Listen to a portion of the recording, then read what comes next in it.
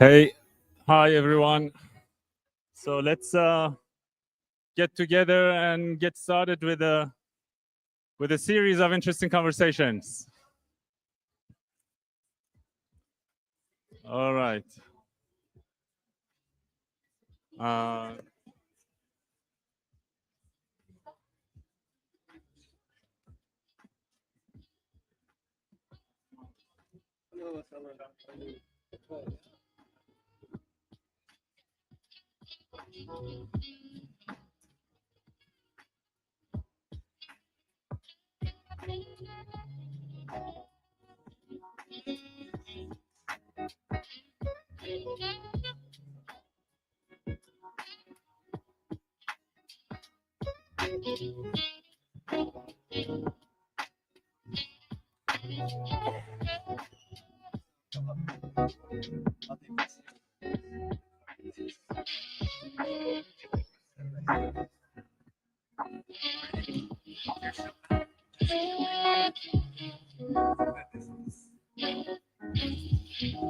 Big leagues.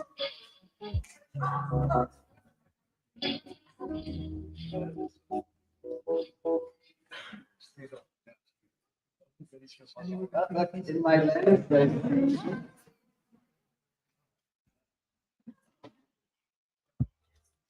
Okay, so are we almost ready to start? Yes. All right, so maybe we can also start with the live session. All right, so officially welcome everyone. Hello, and thanks for joining us here in person and online. Tonight is a very special night for a couple of reasons that I'm going to share with you. It's a pleasure to have you all here. Thank you very much. Professors, alumni, good friends, graduates and participants, and some new faces, and many online. So my name is Saman. I'm the Vice Dean of École des Ponts Business School and founding director of ReTech Center. I'm going to tell you more about it tonight. I'm also professor of digital and responsible innovation and futures transformation, which also I'm going to share with you later. So it's a pleasure to have you here. Tonight, it's the first event of École des Ponts Business School in 2025. It's the first alumni gathering in 2025. It's for Galette des Rois. It's an AI panel. And also it is the official announcement, an avant-premiere to ReTech Center programs that we are launching and everything that we have been working on and sharing with you over the past 2 years. So tonight we are going to have lots of fun conversations, very insightful conversations on the panel. And we are also going to, of course, start the session with the Dean's address. Tonight, we are going to also announce the programs. We are going to talk about the context. Tonight is the first episode of ReTech Center series, specialization series that we are launching this year as well. So we are starting it with an AI panel with 2 brilliant speakers who are both participants of our EDBA program and also senior fellows at ReTech Center. So without further ado, please welcome the Dean of the School, Professor Alain Rosen, to officially open the session. Thank you. Thanks, Saman. All right, so Jinyan Hao for our Chinese friends. Happy New Year to all. This is kind of something, a traditional Galette des Rois event that we hold every year. And this year we decided to make it a little bit more formal. What I'd like to do is, first of all, welcome those who are here with us in Paris. A lot of friends traveled from a long way to be here, and that's really a pleasure to see. Thank you for braving the night, the cold, and the rain to be here. Really appreciate that. And for those following online, thank you for sticking with us. I'm not the main event this evening, so I'll try to keep it quite short, but I took a lot of notes because there's a lot I have to tell you.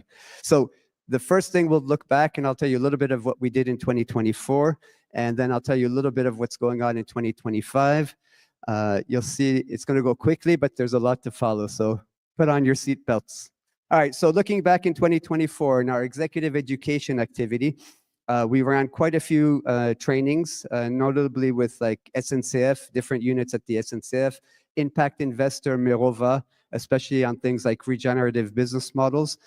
Did quite a bit in the futures literacy area, on the future of cash, future of value, and things like that. And we've been working with the region of Beauvais to develop another interesting program that I'll tell you about in a second.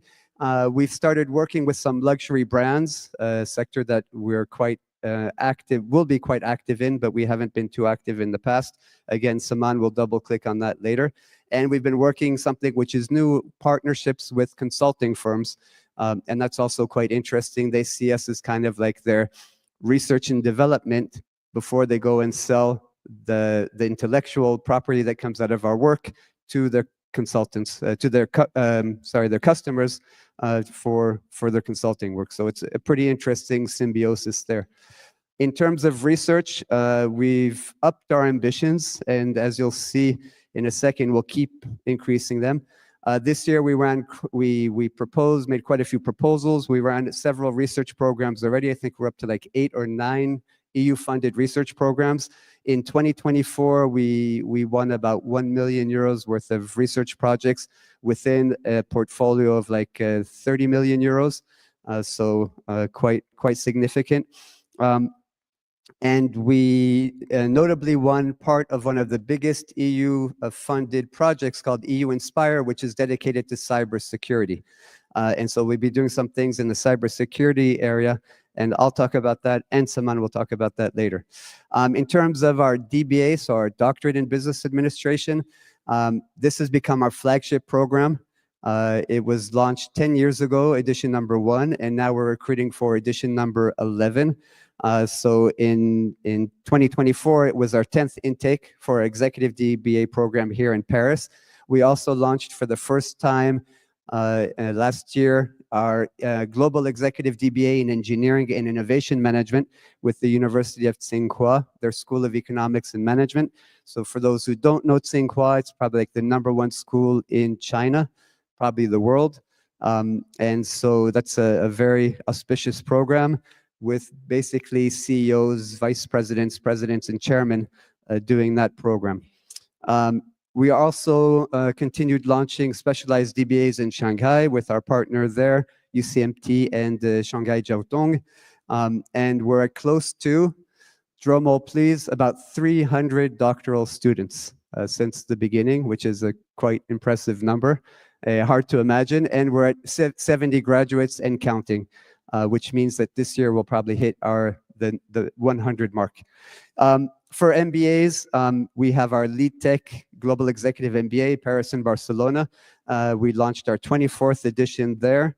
We launched our 26th edition of our Executive MBA, Global Executive MBA in Casablanca, Morocco. And this year, with a little bit of sadness, we graduated the last cohort of our Future Thinking, Future Tech Executive MBA and our Aviation Aeronautics Executive MBA in Beijing with Tsinghua University as well. And overall, 2024, we grew about 70%. So those are numbers you usually see for startups. That's quite exciting for a school that's almost 40 years old, right? Not bad. And looking forward to 2025. So I mentioned the EU cyber program.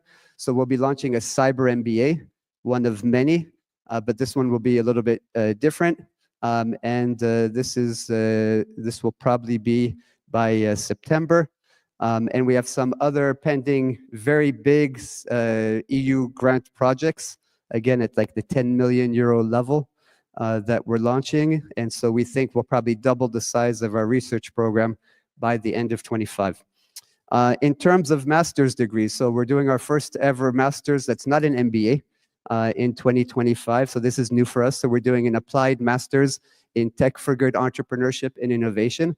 The first edition will be happening in Beauvais with the region of Beauvais, and it will be dedicated thematically to bioeconomy and green construction.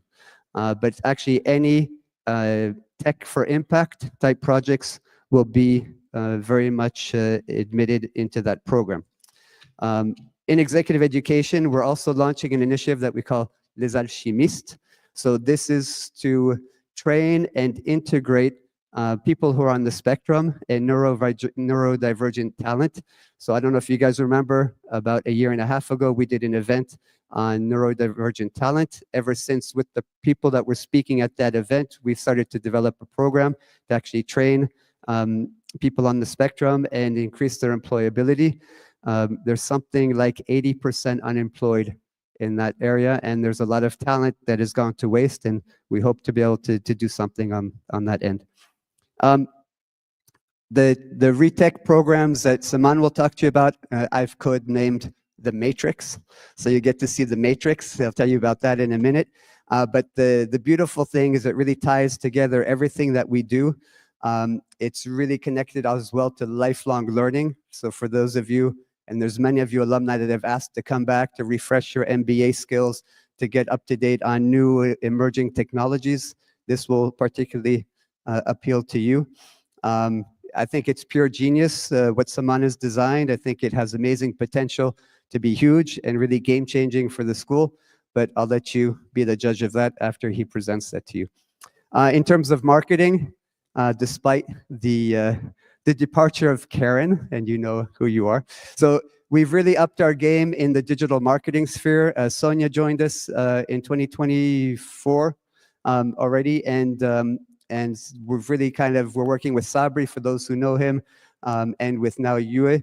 And so we're upping our game on the digital marketing, on the growth hacking, and basically really trying to have a bigger impact in terms of our message.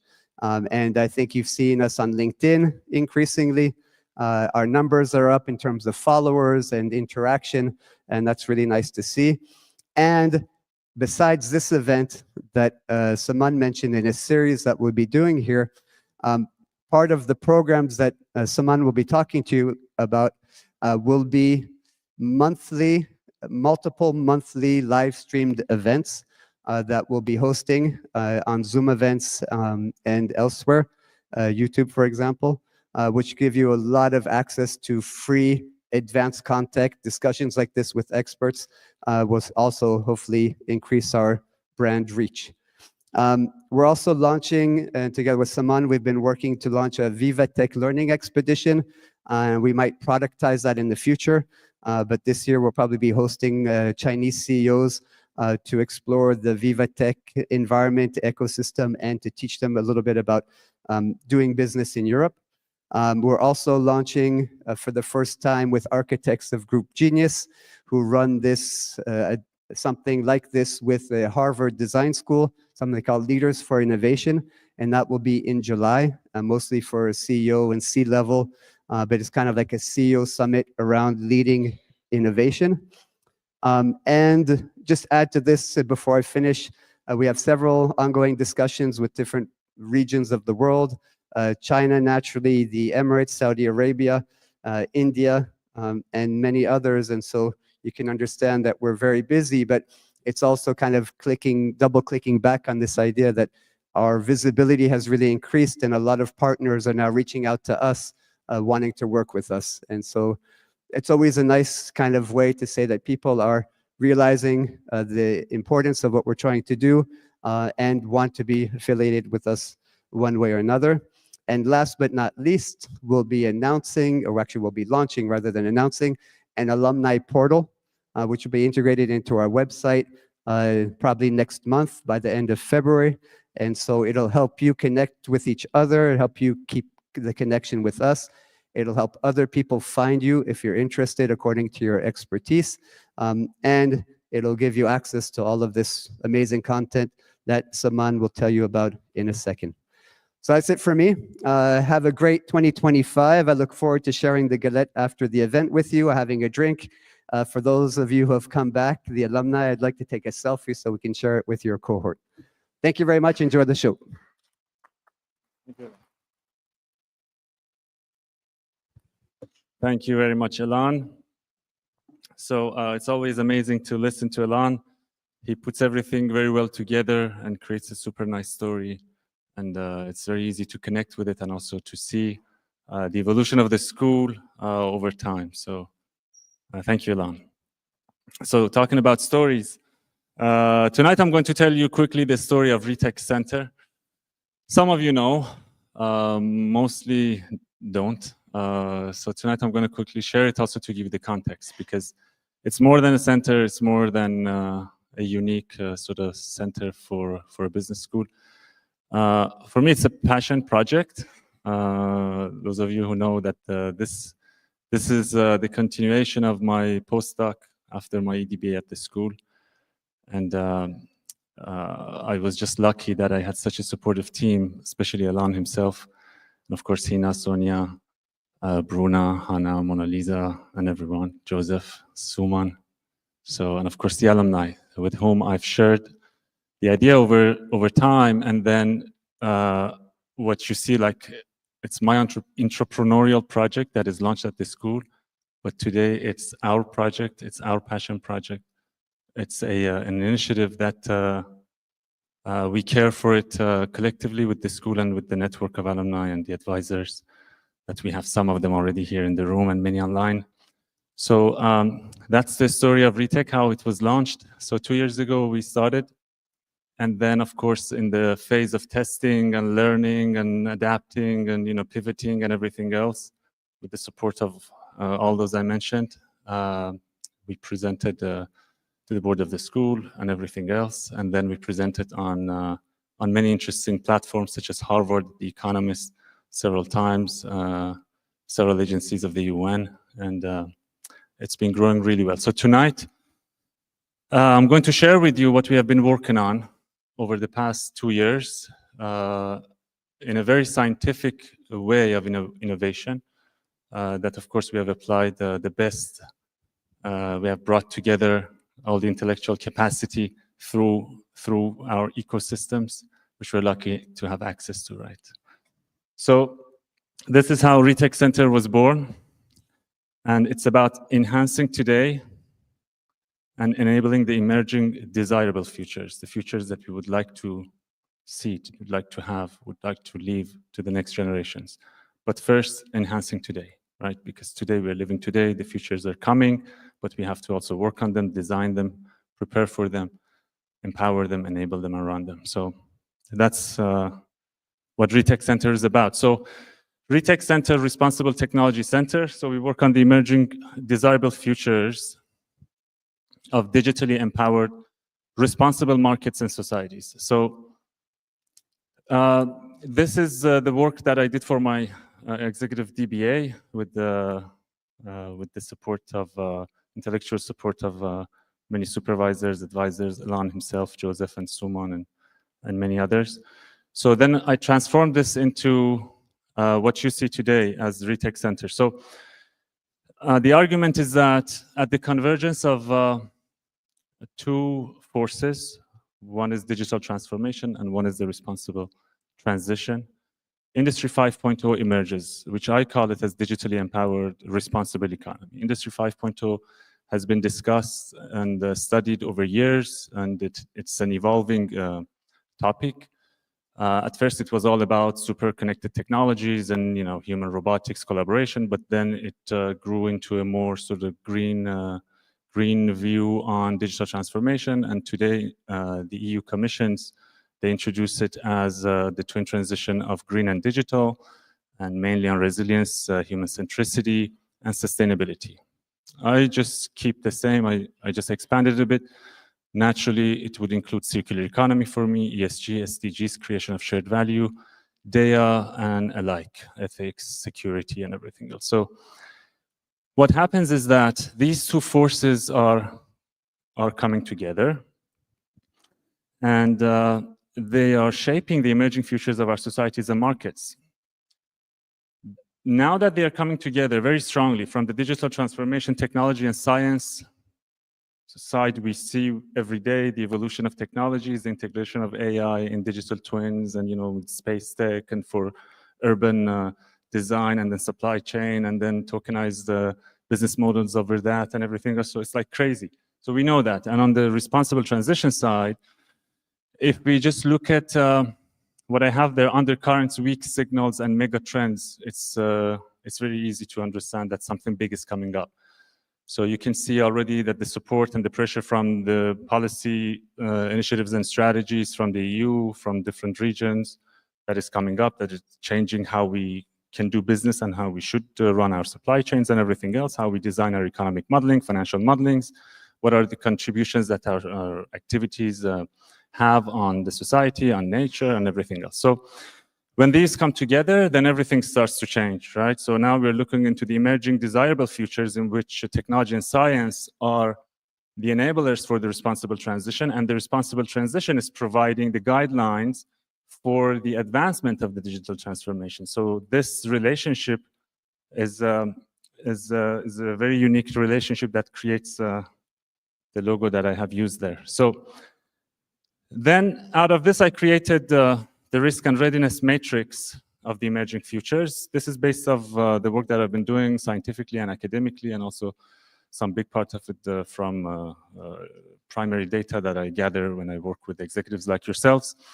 So these are all the pillars that define the success or failure of any organization, any governance system that is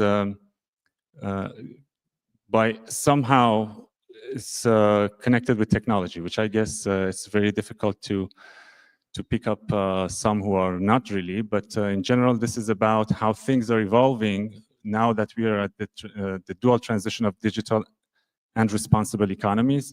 So the way that we look at strategy is going to be very different. Like strategy is going to be defined and measured and indicated by other type of factors that are combining digital factors and the responsible factors. How well do we integrate technologies and digital innovations into our processes, business models, financial models, economic models, supply chains, all aspects, and then how do we leverage them to drive the responsible transition of the society, of the ecosystem, and also our green strategies and initiatives, right? So this is how, on all of them, they merit days of conversations, courses, specializations, and the like that I will also share with you how they are interconnected. So out of these, I picked up the 4 cornerstones, which they're the triangles that are on the 3 corners, and the one that is down there, that is keeping the balance of the triangle, which is the skills. And then I designed ReTech Center Rise Labs. So these are the 4 pillars of activities of ReTech Center.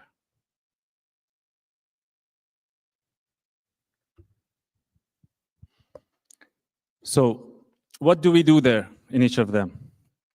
In Research Lab, it's ReTech publications technically. Everything that is linked to research, writing, literacy, analysis, increasing awareness, public and joint initiatives, private industry, market research, anything that has to do with research. So that is the ReTech publications. Then Innovation Lab, which deals with transition and transformation, is in fact ReTech, Skills Lab is ReTech Academy, which deals with capacity, culture, and mindset. So as you can see, this is everything about upskilling and reskilling, everything that is in the DNA of the school and any academic institution, except that this is much more enhanced. And as you will see, it's really very differentiated. So this is about all types of specialized programs, degree, certificate, macro credentials, company, B2C, B2G, B2B, everything that you can think of. Everything is centralized here.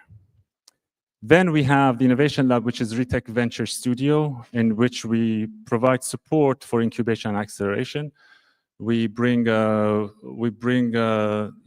I'm going to share with you in terms of specializations on the projects that we do with incubators and accelerators, and also fundraising, those who are looking for interesting projects to invest in, those who have interesting projects that are looking for funding, all types of things. And of course,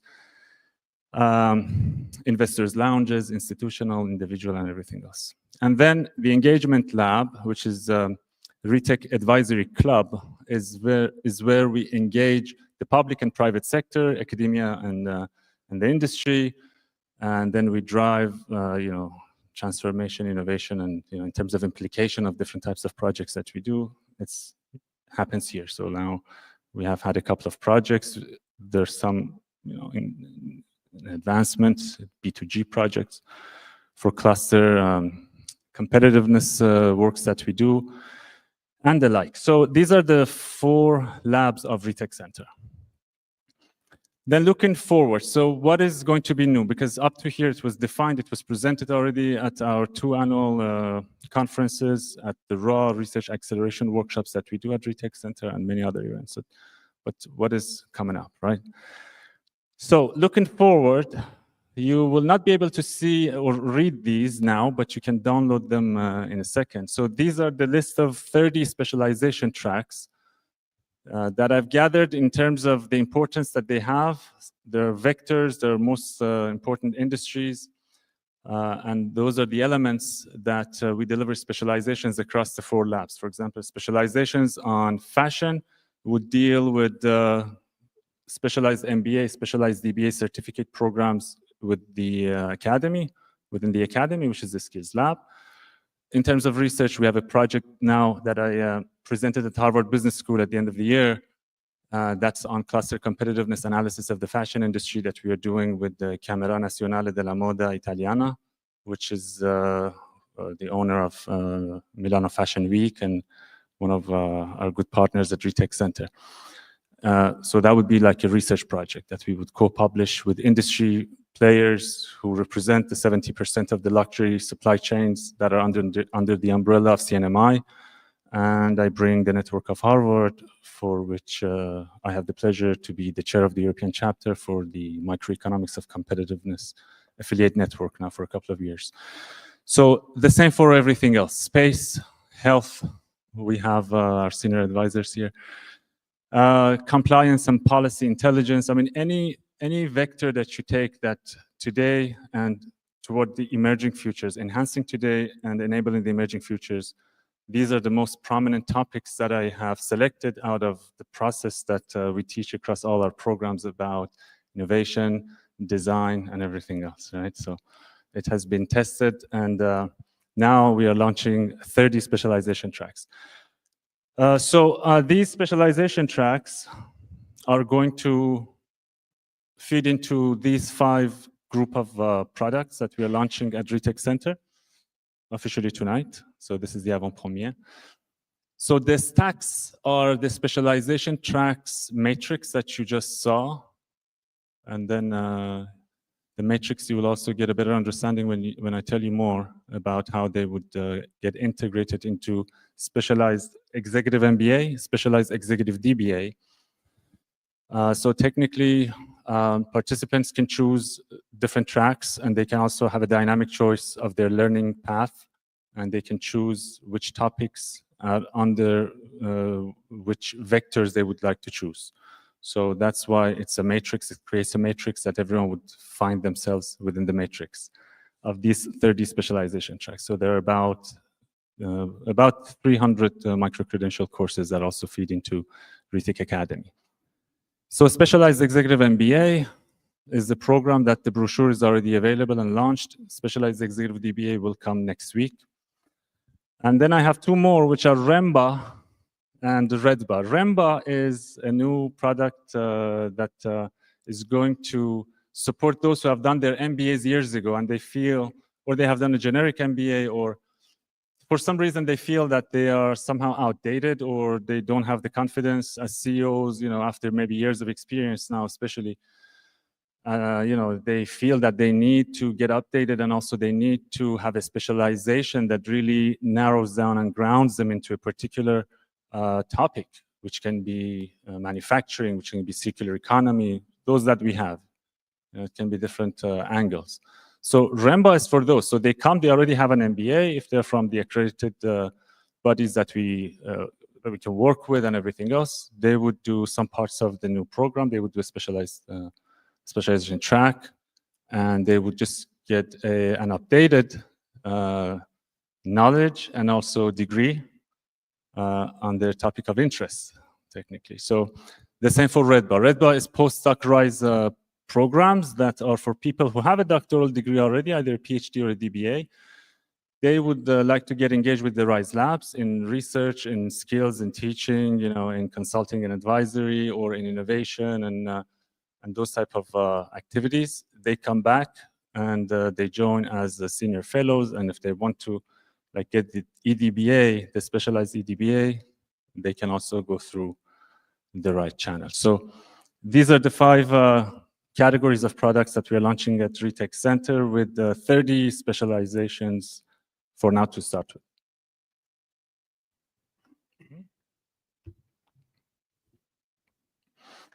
So this is the QR code of the brochure that you can already download, and also I think it's on the website as well. This was a quick overview of what we have been working on. And of course, as you can imagine, for putting together and launching and running those 30 specialization tracks, I have the pleasure of working with a fantastic pool of professors, researchers, very good friends who have been graduated from our EDBA programs. Our MBAs are also getting involved, and together it's like a community-driven, multi-stakeholder enabling platform that I technically transfer the innovation from Web3 principles into this. So we sort of distribute delivery and design across the network of senior advisors and fellows and professors that we have in the network. So all of these all of these also, because I'm a graduate of the school, apart from my role at the school as a vice dean, I just feel that it's amazing to have a context to work together. And we don't see it as a time that goes and then we just get together for events, but really as an opportunity to leverage and also to co-create and co-innovate together new initiatives that are impactful. So then we are going to start the AI panel, which is the first episode of ReTech Specialized series that we are launching. As Alan also mentioned, that there are going to be many of these events with the 30 specialization tracks that you saw on the screen. There will be parts that are like this, events open to public, sometimes here in hybrid, sometimes only online, for which you will receive the information. If you sign up, there should be a link that you have also on the posts that you can sign up on the website as well to receive these information and also join. And then after each of them, there will be much deeper conversations that we will be having within the course sessions, the specialization courses. So tonight, I have the pleasure of having Hamilton and Danny with me. Danny is joining online, and he's going to tell us where he is now because he's traveling all the time. But Hamilton is with us now here. So Hamilton and Danny both are our EDBA participants that we are very glad to have and we are proud of. And they both are executives not only, but also innovators, authors, researchers, and senior advisors at ReTech Center. So please welcome Hamilton on the stage and Danny online.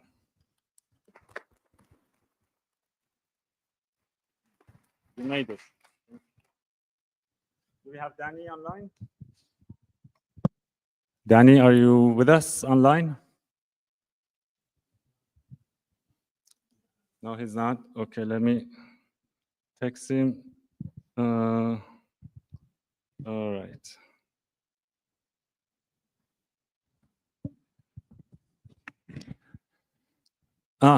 He's waiting to be let in.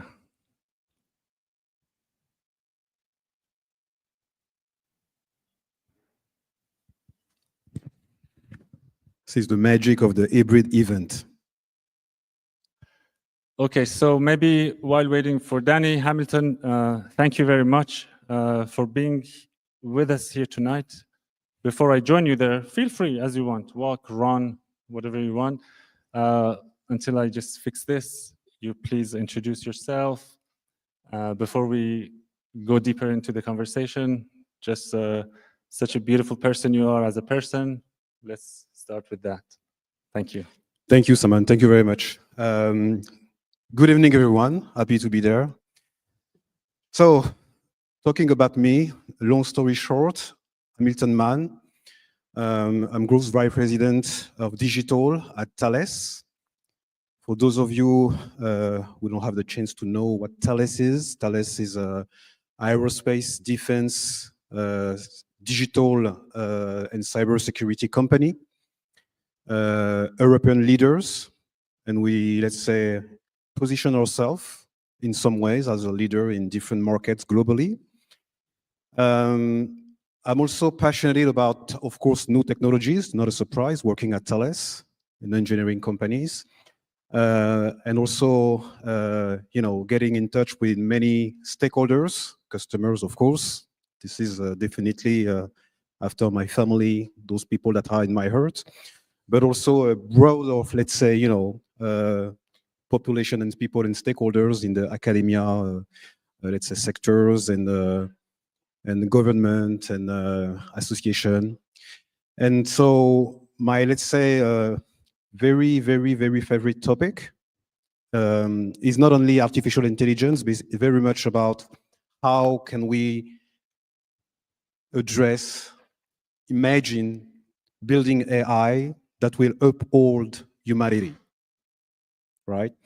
You may have heard a lot about artificial intelligence that, let's say, is based and designed to support the augmentation of human intelligence, which is quite a kind of a great dream. And let's say, I'm very keen to go further, right? And figuring out how can we create some of those machines that can mimic intelligence, but not only for upholding or, let's say, augmenting human intelligence, which is actually per se a big challenge. Bless you. But also making sure that those machines and those, let's say, systems uphold what is, let's say, the best of ourselves when it comes to our human value. Bless you again. So that was a bit about me. Where is Saman?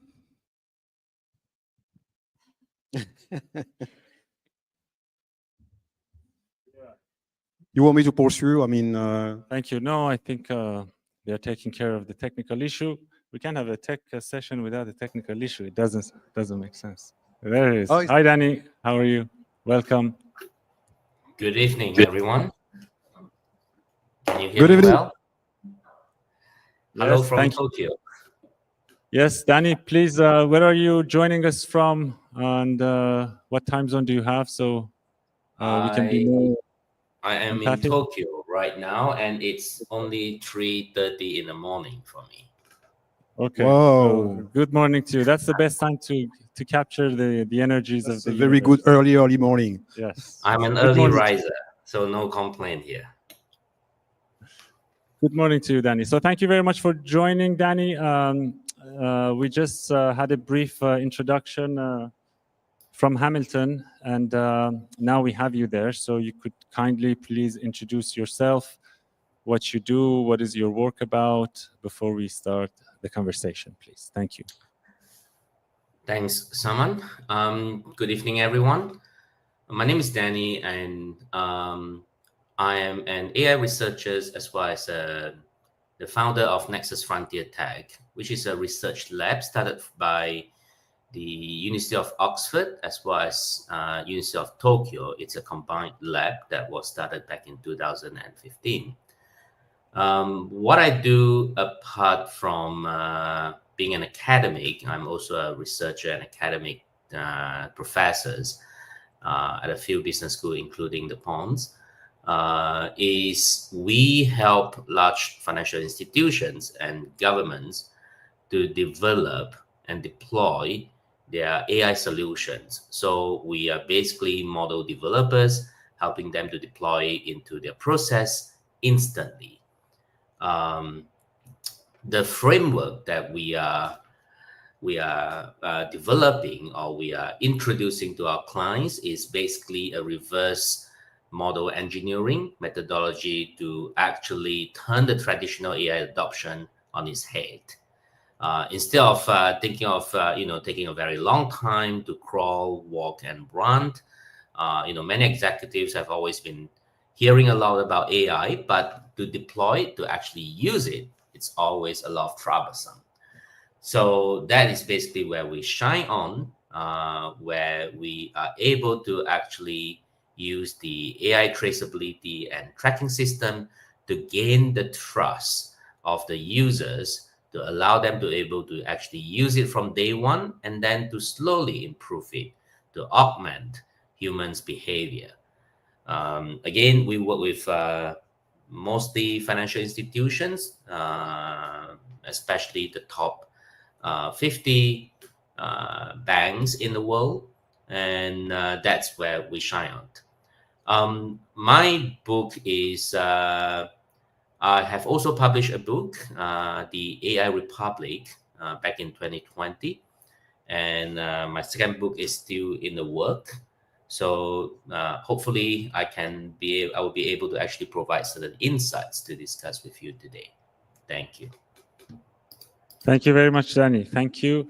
So you also shared your side of story a bit. So now we can jump into the conversation about Absolutely artificial integrity and AI native. So can we also have the slides in parallel to the screen?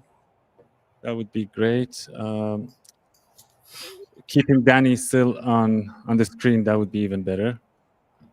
So do you want to have a seat, maybe? I give you water. And so please share with us what is artificial integrity, what it is about. You also have a book. I have my book here to get it signed by you as well. Yes. On the stage. This is the plan. Yes. So absolutely. Please share with everyone. Okay, so what is artificial integrity about? To make a long story short again, it starts by thinking about the importance of integrity in our society. This is not something like a characteristic or a quality that is equally distributed. And even though we are very much human, right? This is not something that we are very much good at every time. However, this is the key fundamental quality that, let's say, help us figuring out that the power of our cognition, the power of our intelligence is at the service of doing the right thing. Not just doing things right. So when you look at machine today's chatbot and application that are, let's say, mimicking a form of intelligence, some of those machines are doing things right. The question for us, no matter you are living in that world, is very simple.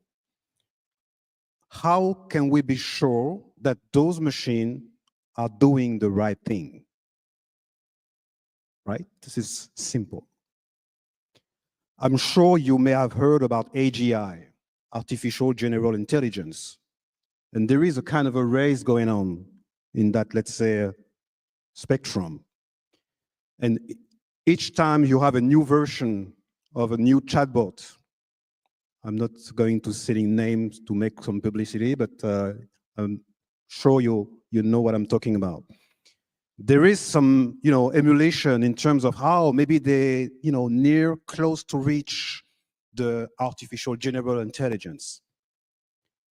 For us, as society, the question is,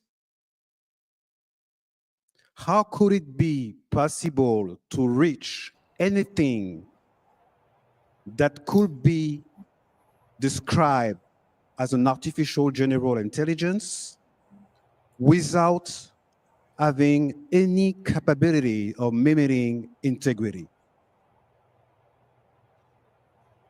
If you consider that artificial intelligence may reach a point where it might surpass the human intelligence, how is it that we keep control and agency of such intelligence, knowing that it misses any characteristic and fundamentals when it comes to integrity? When you look at most, if not fairly all, evaluation of those systems that exist nowadays, there is a very much, let's say, strong lack of a way to assess the integrity of those systems. What you hear about when it comes to their, let's say, intelligence capabilities is very much about the capability to code, the capability to, let's say, deal with arithmetic, all those things that are related to, let's say, rational cognition in a way. However, we know that this is not enough to be a participant in society. This is not enough. We know that a lot of brilliant person, brilliant in the sense of their intelligence, okay, has not been something sufficient to prevent them to generate harmful effects in societies. So we have a responsibility. All of those that are, let's say, designing those AI systems, we have a critical responsibility in terms of very much thinking about, first, what could go wrong? What could go wrong? Because this is that critical question that can, let's say, preserve ourselves to have to deal with something that we cannot manage. Second, how could we make, let's say, integrity, artificial integrity, because this is not going to be the human type of integrity that we talked about. How could we make that specificities, that type of requirement to not only having machine able to exhibit or mimic intelligence, but having machine able to also mimic a form of ethical, social, and moral intelligence. Because this is the recipe, and even though the prerequisite for making AI a good participant in our society. So this is what artificial integrity is about. And just maybe to finish, because I love that quote from Warren Buffett. Warren Buffett say something very interesting that struck me very much on that topic, say that in looking for people to hire, you want to look 3 qualities. First, integrity. Second, intelligence. And third, energy. But if they don't have the first, the other 2 may kill you. So this is very much a kind of a, let's say, lens that is quite critical when it comes to, let's say, figuring out how do we trust the people that we want to hire. So of course, we have a responsibility and we cannot be naive. In this world, when we try to hire a machine to do things from, let's say, type of very basic things, to some kind of a thing that, let's say, enter in our personal life and start to becoming important. In that world, of course, we need to make sure that the intelligence that we ingrain in those machines is not going off rail, and is very much direct with something that echoes human values in an explicit way. So this is what artificial integrity is about. I'm not going to, let's say, talk with the hundreds of pages that is in the book, but summary is that. Thank you very much. Thank you very much, Hamilton. So now I think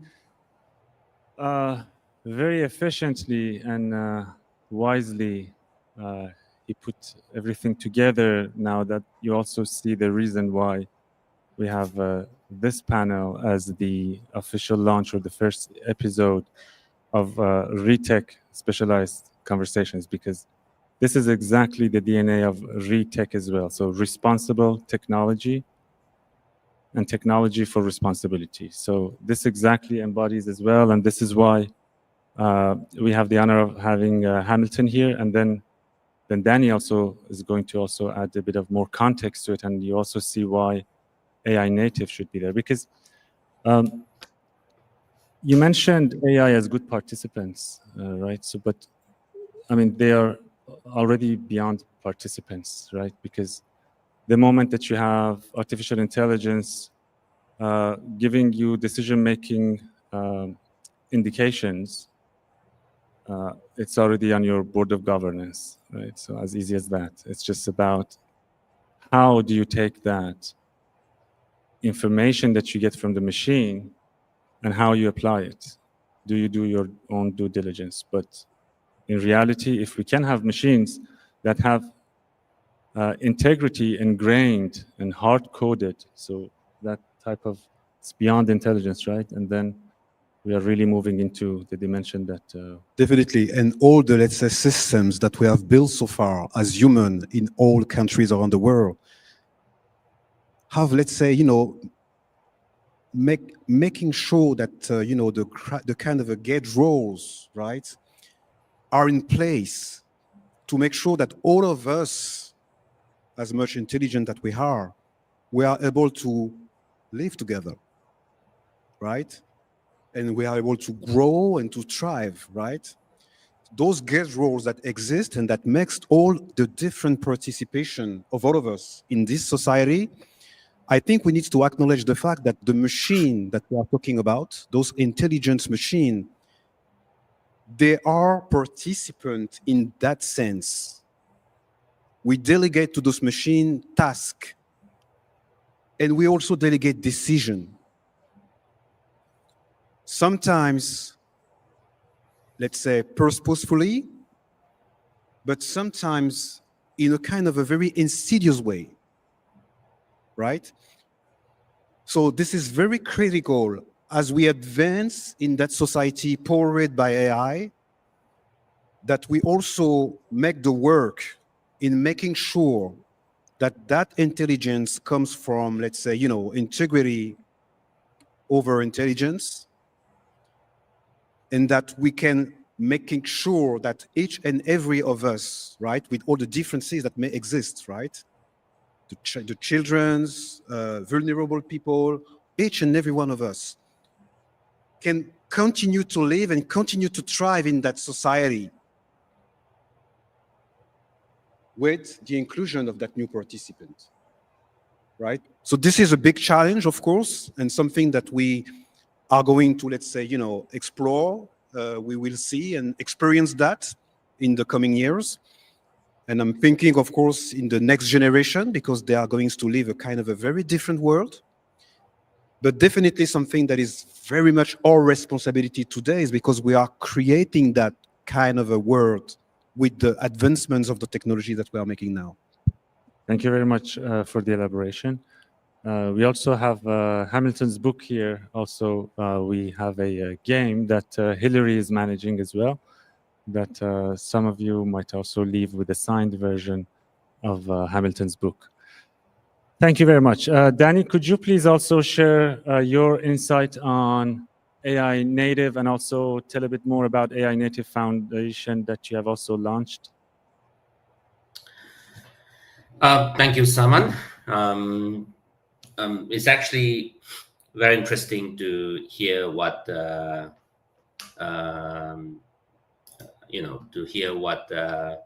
Hamilton has explained about the integrity of the machine. Being a practitioner and also a researcher, we are, of course, in the center of this debate, even among ourselves as well.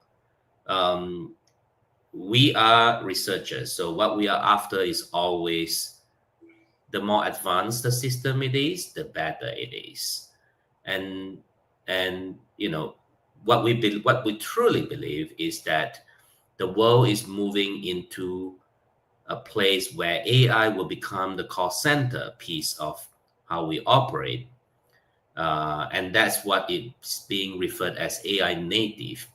It is not to the AGI stage level yet. In the world of AI native, is just a natural acceleration of what we call the application native. Imagine in today's world, you just cannot live without an application, a mobile apps on your phone. We live on our phone. And there will be a time in the next 3 to 5 years, AI applications will become the center core of how we do business, how we interact with others. We're starting to see more and more applications that is AI native. The definition of AI native is simply referring to those systems or applications or processes that are designed from the ground up with AI as the foundational concept or using AI as the component.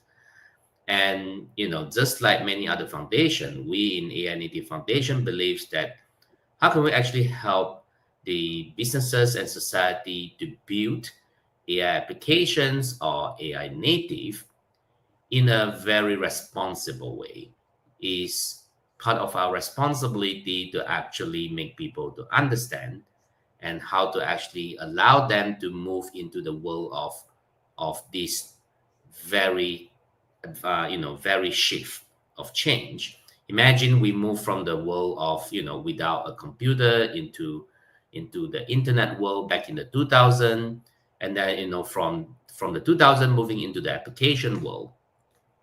Our life have changed massively. In the next juncture of moving into the AI world, we do believe that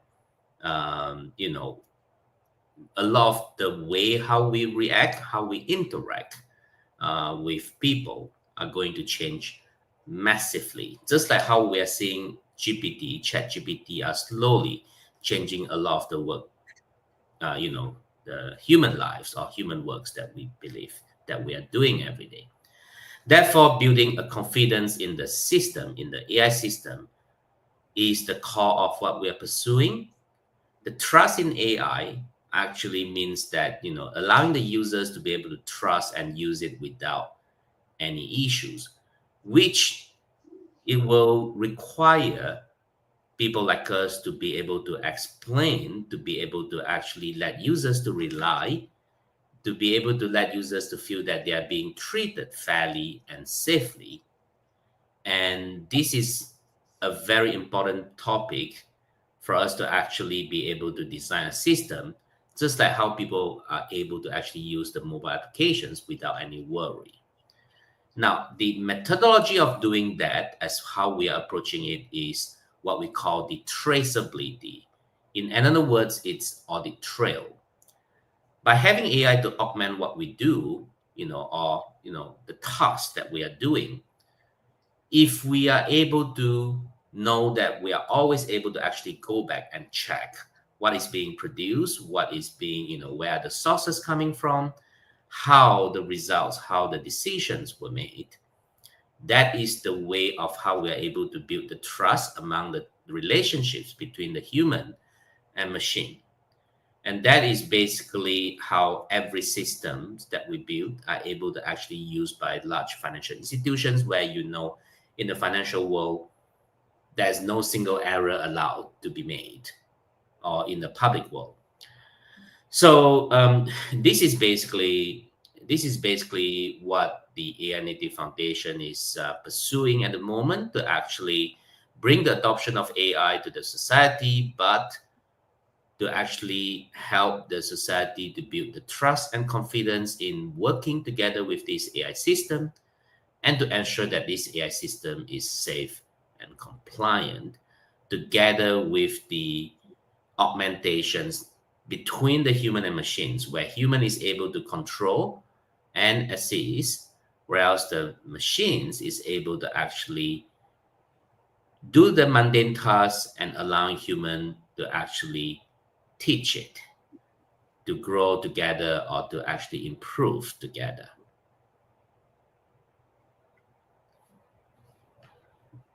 That's it. Thank you. very much. Thank you very much, Danny. So I think it very interestingly also dovetails to artificial integrity and what Hamilton just shared, because when we are thinking about AI native ecosystems in which the solutions, business models, supply chains, economic models, strategies, governance models are built for an AI-empowered ecosystem, then it's where we understand better why we do need to ingrain artificial integrity really at this very basic stages of AI-empowered societies and markets that we will have very soon. So that's, I think, that highlights it even more, and that's why we have these two topics together, not only for the panel, but also as a specialization track under AI, that then we dive into different aspects of these topics in terms of what does it mean for competitiveness, what does it mean for leadership, what does it mean for governance, for risk and resilience.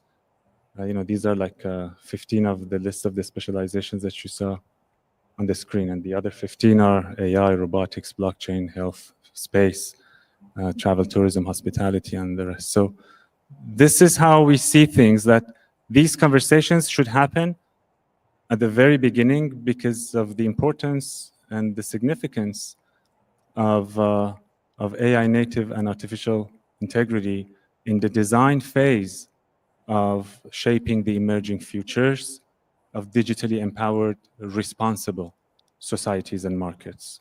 So thank you very much. Hamilton, anything to add, or we go to the next topic? No, we can go to the next topic. Fantastic, thank you very much. So we cover some of them. So quickly, Hamilton, please let us know about the implications of artificial integrity on leadership and governance. You can take any scope for society, for an organization, anything that you feel comfortable. Yeah, so I think, so of course, both are quite very much relevant. Let's start with leadership. I think from a kind of a leadership perspective, this is clear that leaders will have new responsibilities, leaders on companies, but I'm thinking also, let's say leadership, I would say at an individual level. right? Not just from a kind of a business leader perspective, right? I correlate the word and the capacity of leadership with agency, right? We well understood that those type of AI systems, no matter the form that they take, are kind of a great promise and great opportunities to achieve many things, right? And with the AI agents, what we call the agentic AI, this is going to be very huge, right? We are going to live in a world where we will be able to do multitasking, as we call it, without the Gen Z, right? We are going to live in a world where we can, let's say, I don't know, make, let's say, the reservation to the next holidays that we want to have, and at the same time continuing the work, and at the same time being able to, let's say, having a minute meetings written just based on the conversation we had with the colleagues. That type of multitasking in dynamic, in synchronous ways, right? So definitely blurs the lines when it comes to our very own agency, our very own responsibility. And it blurs the lines at a kind of a profound ways that I think we will discover, right? Let me just take a few examples. When it comes to responsibility, leadership, agency, there is something that is at the heart, that is key in our societies to acknowledge, right, the possibility of leadership and the possibility of agency and the possibility of responsibility, which is our consciousness. Are you conscious about what you are doing and the impact of what you do? This is very critical. At a point that when as a societies proof is made that anybody, any individuals has lost consciousness, temporary or, in a form of a longer time, it changed the possibility to say that that person is responsible. That person has agency, right? And so in the AI world that we are living, we will see not only people able to do multitasking, as I was calling it, in a synchronous way, but we will also see and experience machine doing tasks in a kind of an autonomous way. What about leadership in that era? What about agency? What about responsibility? Today, in many companies, you have organizations, of course, and you have people, because they have been named to do so, or because just they have the characters to drive such behaviors. And thanks to their leadership, they guide action. What about this world where AI will also be able to mimic that? Who is responsible? Who is guiding who? This is some kind of a critical societal question that we will have to answer and that we will have to think about. Leadership in the form that we know it, it is going to change at individual level, at organization level, and even at governmental level, right? So of course, it, let's say, goes with many great promises. We have, let's say, many complex aspects of our societies that surpass the cognition of the brilliant people, to give them the opportunities to manage that complexity in an efficient way. Just think about the different norms and rules and regulations, right, that we have been putting in place, that are constituting layers and layers and layers and layers of regulations. Complexity is there, right? And of course, in many, many parts of the world, citizens asking for accountability, right?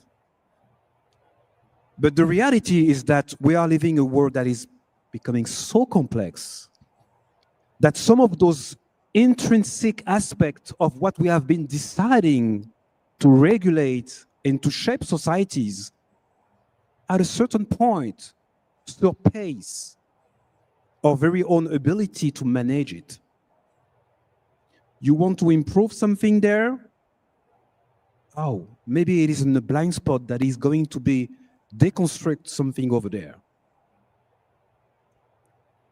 And on top of that, the best rule of the games that we have been applying so well when it comes to organizing ourselves rely on the silo forms of organization, right? Thinking just about the simple fact that to solve a kind of a complex problems, greater chance we might have to do so if we cut that problem in different pieces, more smaller to digest, and we give each of those pieces to different people to tackle it. The silo forms of organization rules the way we organize many things in that societies. How are we going to drive, experience, continue to thrive when it comes to being leaders, when it comes to taking responsibility in a world where machines are intelligence better than us to address the different complexity and the different patterns that we don't see with the naked eyes, to figuring out what is very much the best next actions to take. Right? This is what is going to happen. This is definitely the direction, quite linear from point A to point B, because this is something for sure. AI do have a greater power when it comes to cognition related to anything that has been happening in the past. Anything that has been happening in the past is constitutive for different patterns, that some that we see, many other that we don't see. We don't see it. And even though we will be able to see it, we could not manage, right, the way to analyze it. And that power is not in our hand, is AI.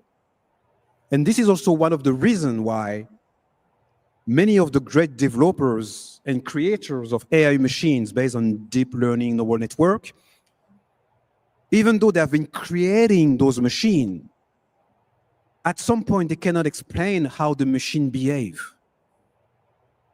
right? So who is leading in that particular moment?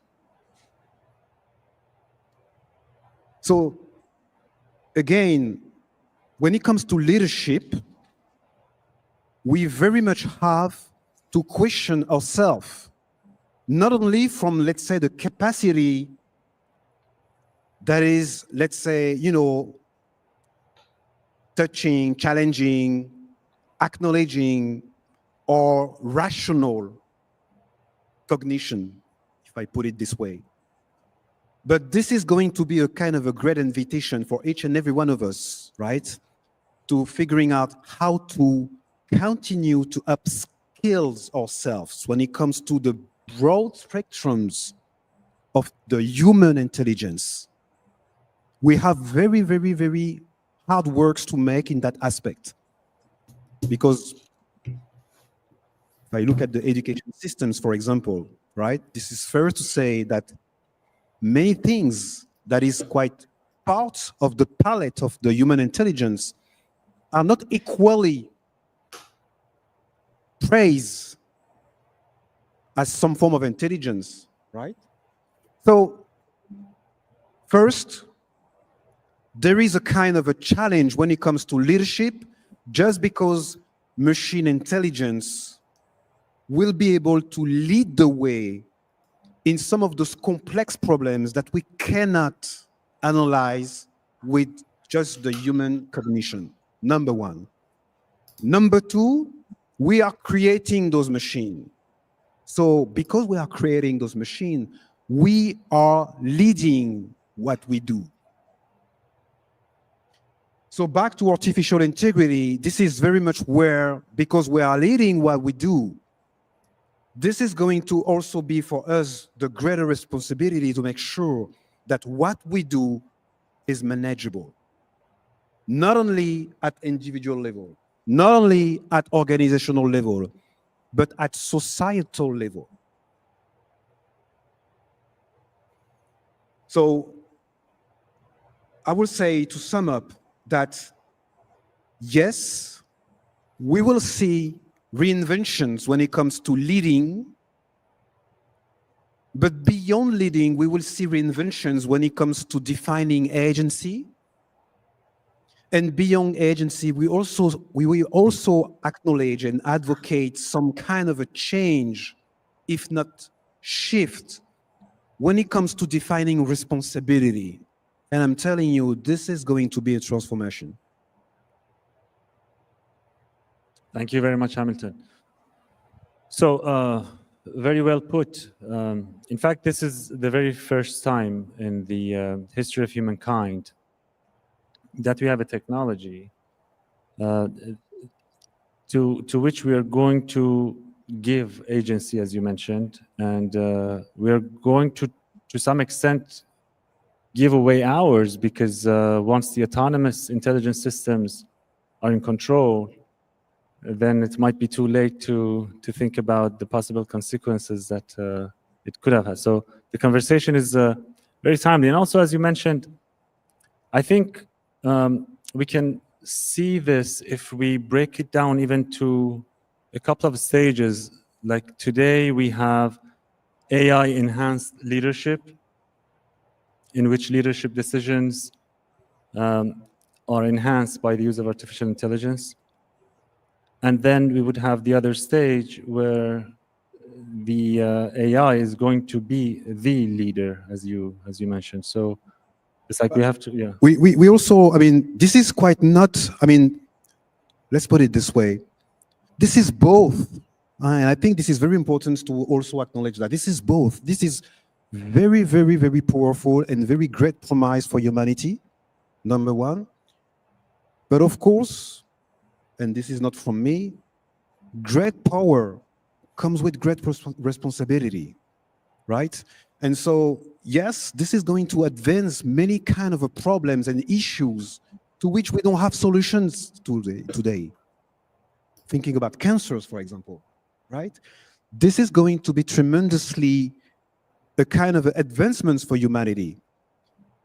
But let's also understand that for some of those complex issues and problems that we have not been able to solve today with our intelligence, the fact that the AI or machine intelligence will be very much critical for helping us to solve it means a lot, not just for the problem that is being solved, but also for the type of impact that that form of intelligence represents for society.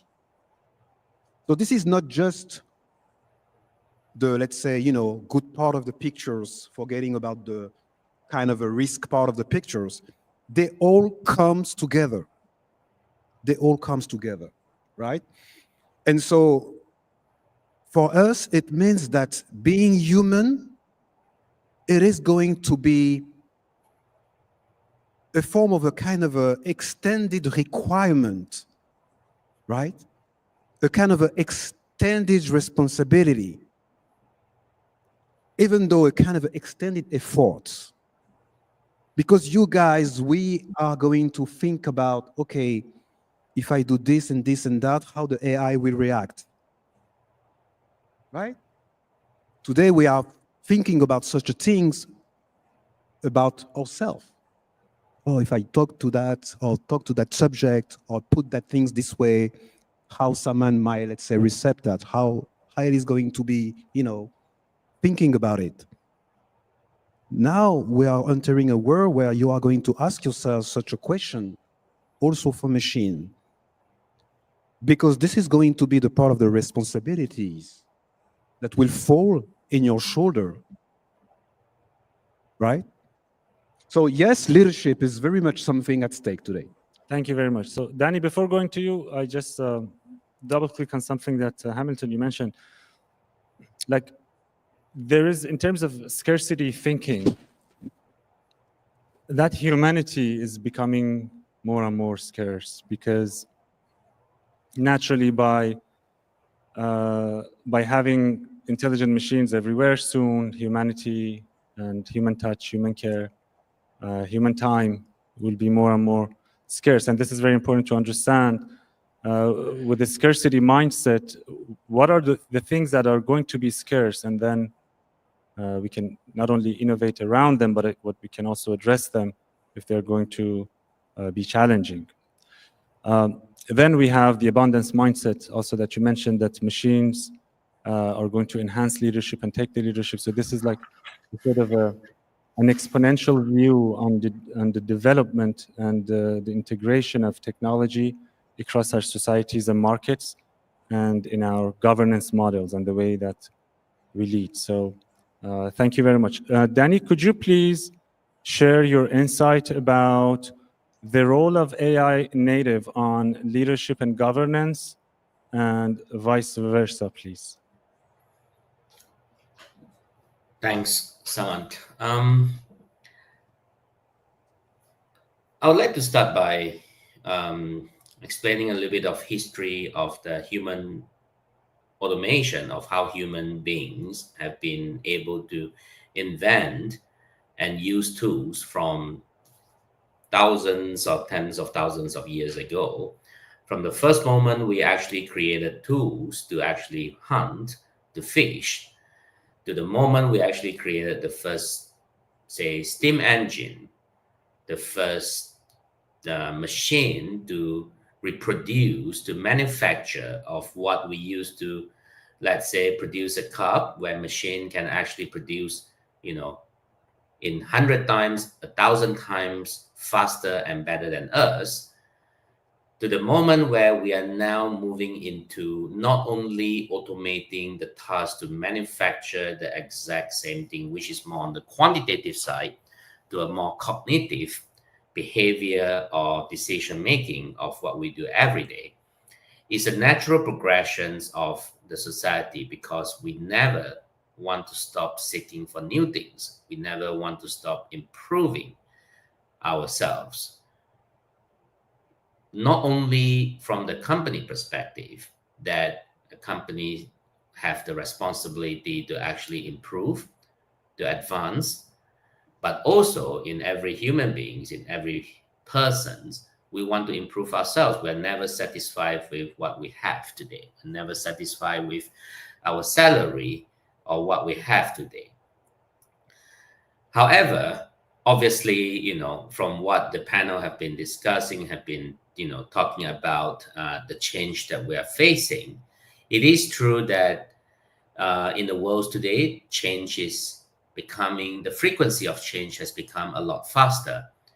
From the first steam engine until today, the frequency of change has come down from decades to years. The advancement of chips, the advancement of AI, the advancement of any other technology has come down to years, which made us feel a little bit worried and scared, because we are not able to catch up. We're not able to actually learn or know how to utilize those tools for us to actually have the confidence and trust in using them.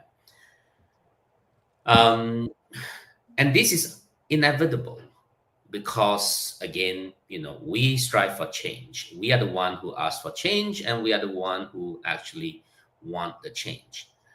And that is the reason why, what I mentioned just now about the trust and traceability is important, because in every technology that is able to actually put into practical use or to commoditize it, you must be able to let the human to use it with trust. Otherwise, it will just always remains at the talk, in sessions, in seminars. In order for any companies or any governments or any CEOs to be able to actually implement an AI system into their organizations, I haven't seen any company today or any government today is able to actually implement without understanding them. The amount of due diligence, the amount of trying to decode or depict, to deconstruct how it works in order for them to use it has never been, that strong before. Following the AI Act of the EU 2 years ago, the UK, the US have all, Japan or even China have all introduced their own AI Act to help companies, to help people to be able to actually have certain guidelines or rules to be able to utilize them.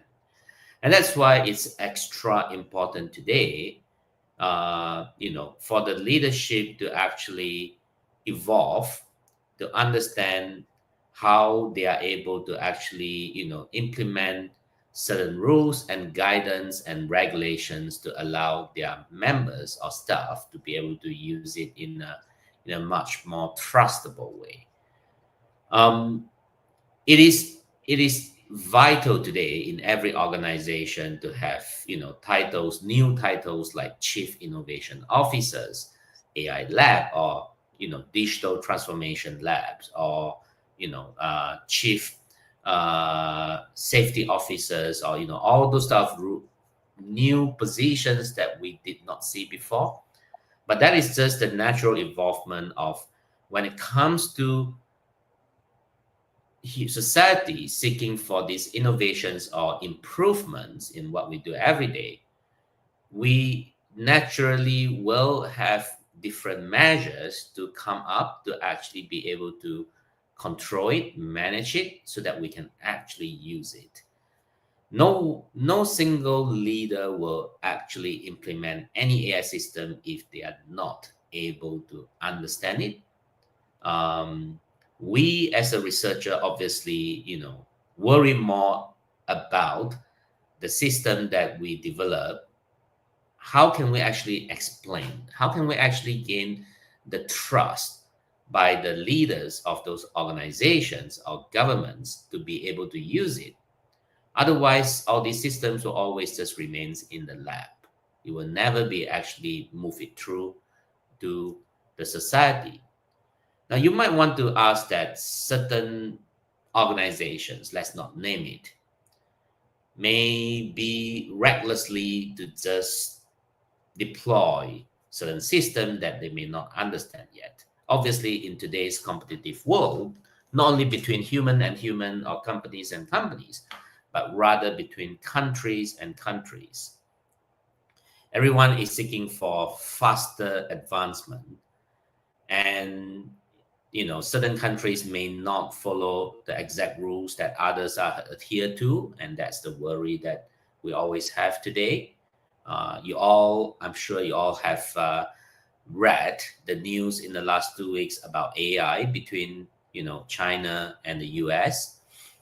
Um, so there are still a lot of worries among the technical industry of how should we contain, because we want to let people understand and to use it. We don't want people to fear it. We don't want people to just, this is just another gimmicks on the internet that you read every day. We want people to really be able to feel, to enjoy the advancement that these technologies, whatever name it is, whether it's AI or any other forms that you might want to name it, to actually come to them, to actually be able to let them use it. Actually, we as a researchers never use the term of AI. It never actually came to mainstream until what 2017, 18. But AI systems, or this so-called technical system, whether you want to call in the technical term of deep learning, machine learning, long short-term memory, or even in today's world, large language models, have always been its own technical form in different fields. A medical doctor has so many different specialization. So do the AI sector as well. So I think coming to a summary and conclusion is that um, it is inevitable to change because we all want to change. The society wants to change. The country wants to change in order to stay competitive. Um, it is extremely vital in today's world for those leaders to acquire the knowledge of understanding of how to actually use this system, to allow them to actually use it in a more responsible way, to use it in a more harmonious way, not in reckless way. For example, just fire half the workforce and replaced by AI, because that will have certain other implications to the image of the organization as well. So there are many different aspects more than just the technical, of the aspects for a leader to consider. And the leaders today, as the change has become so frequent, will need to actually be able to understand all these new terminologies, to understand and to be able to actually trust the new experts that may be able to bring to them, by having all these additional roles, by having all these different rules and guidelines to actually implement faster than ever, but also clearer than ever as well. Thank you. Thank you very much, Danny. So you touched base on the significance of competencies and skills that we need to have for leadership and governance, and also for the frameworks that we are going to use and we need to use, because considering that we are working on a forward compatible way of leadership and governance of our institution, of the organization, of any size of a region, of a country, whatever it is, it is important that we understand the consequences of the gaps in skills when it comes to technology and also responsibility, because as we are talking about responsible technology management, and we are also talking about artificial integrity and ethics, and the responsible side of technology, it is important that leaders and managers and executives and even innovators, because they're also leading their own projects, and they're also leading, as Hamilton mentioned, not individually, but also as a part of the society. And it's important to understand, what does it mean to be AI native as a culture for an organization, for example, and what it takes to manage the dynamics that the AI native ecosystems of the emerging futures would require. Thank you very much. Thanks, Samant. It is, again, as the frequency of change, the cycle of the frequency of change has become shorter than ever. We are definitely moving towards the change of the business models has become very frequent as well. In the 80s, you might see those companies like AT&T, IBM, Apple at that time was the dominant of the decade. And then moving into the 90s with Microsoft, moving into the 2000s with Google, Facebook, until today, TikTok. By the way, I still don't understand what TikTok is because I've never used one. It is extremely vital for today's large or small organizations. The filtration rate has become a lot faster than ever.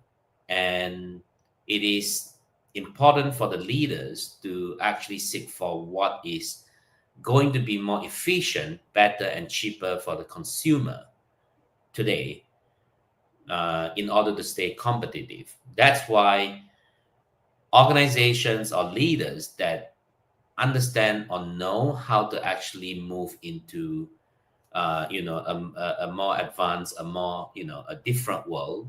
Just think about, more than 15 years ago when businesses started to move into e-commerce, to move into mobile applications, that has changed how we live today, from the way we travel, from the way we purchase, from the way we actually just consume. It has changed drastically. And for those organizations that did not change that time, naturally they were filtered. We have seen, companies like Nokia, BlackBerry.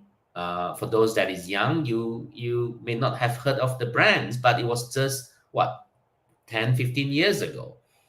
And in today's world, again, the frequency of change is going to be a lot faster.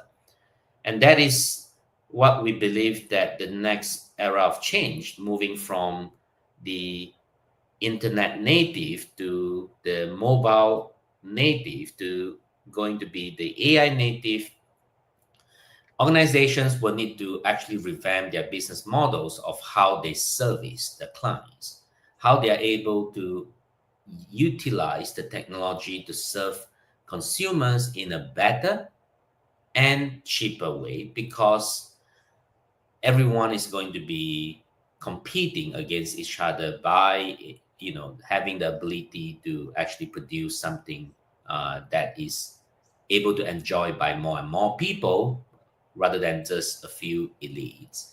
From the technical perspective, to give an example, the news of DeepSeek in the past 2 weeks, from my perspective, and this is just very personal perspective, is that we have not seen anything significant advancement in terms of capability or the ability of DeepSeek. But what it shocked the world was their ability in producing this model at 1% of the cost and 10% of the time. So it has fundamentally changed the paradigm of what we believe in the last 2 years, where we need to actually spend a lot of money to actually build an AI model. You're talking about billions of dollars to just maybe a few $1,000,000. And this is a very natural progression. We knew it's going to happen. We just didn't think that it would come from the Chinese. That's all. Every technology has to be commoditized. It has to be commoditized in order to enjoy by majority of the people. It is not sustainable for a technology to remain at a very expensive points, and then able to use by everyone. Same with electric cars. Electric cars is going to become a lot cheaper, a lot easier to produce, a lot easier to maintain, and naturally that's how we are able to actually change and move. So in this era, we want to actually, one of the main objectives of the ANAT Foundation is actually to be able to lead the change by not just looking into the technical aspects of it, but by actually hand-holding those leaders, CEOs in the organization, be it large or small organizations, to be able to let them understand, to help them to actually move into the next era of change, and what it might just happen within the next 1 or 2 years rather than tens of years. Again, not to drag for too long, but you probably have noticed that from the statistics, in the last 2 years, the biggest impact of technology, or after COVID, post-COVID era, is actually to the smaller organization. More than 60% of the organizations could not survive in the last 2 years, whether it's the post-COVID change, whether it's the inflation, whether it's the ability to actually serve the clients in a much better way. So In order for us to actually be more ready and to help more people, we want to actually encourage more people to understand the importance of this technology coming into them and to be able to allow them to actually utilize it. And not just in the power of a few people's hand, large organizations or people, but more and more people will be able to use it in an easier way and cheaper way. Thank you. Thank you very much, Danny. So a couple of keywords also that you mentioned that are also very connected to the conversations that we have and the way that we have also designed the programs is that we are living in an increasingly complex economy, and exponential business models is a topic that we work with Elan on this specialization track. Those are redefining not only the business models, but also the economic models and the operational models and the strategy and the competitiveness and all the other aspects that we have also lined up here for conversation for next episodes, also in the specialization tracks. But this was very important also to highlight. And the other thing that also merits a much longer and deeper conversation, but just since you mentioned it, we just remind of the deflationary nature of digital transformation and digital economy and the incompatibility of this with the in-place economic models that we have. And that's why the digital economy is going to drastically shift the dynamics of the markets as we have more agency coming. And also, let's not forget that once technology has agency, it means that the technology controls all the other technologies as well. So we have already cases, and we have already also applied very good use cases of integration of AI in Web3 and decentralized autonomous systems that are on blockchain technology and tokenized sort of economies. And of course, the potentials are significant. Also are the risks and the things that we don't know that we don't know. There are things that we know that we don't know. Hopefully we do something about it, but there are many things that we don't know that we don't know. So thank you very much, Danny. So this is, I'm going to share with you what we have also lined up for the next episode of the conversation with AI integrity and AI native before we go for Q&A with the audience and also from those who are joining online. For next sessions, we have strategy and competitiveness, like what would be the consequences of the exponential market dynamics and business models and the strategies that we have in place and how we have evaluated our competitiveness and what we think is it going to be forward compatible or not in terms of strategy and competitiveness. Then we had ecosystemic symbiosis and multi-stakeholder engagement. What is the role of artificial integrity and AI native in defining ecosystemic symbiosis and for multi-stakeholder engagement? So that was the conversation on this topic. As I shared with you, we have the specialization track, which feeds the specialized eMBA and also the specialized eDBA, one of the 60 programs that we are launching with about 300 micro-credential specialized courses. So do you have any final words before we open for Q&A from the audience here and online? No. Thank you very much, Hamilton. Thank you very much, Danny. But stay with us, Danny, if it's not too late, too early.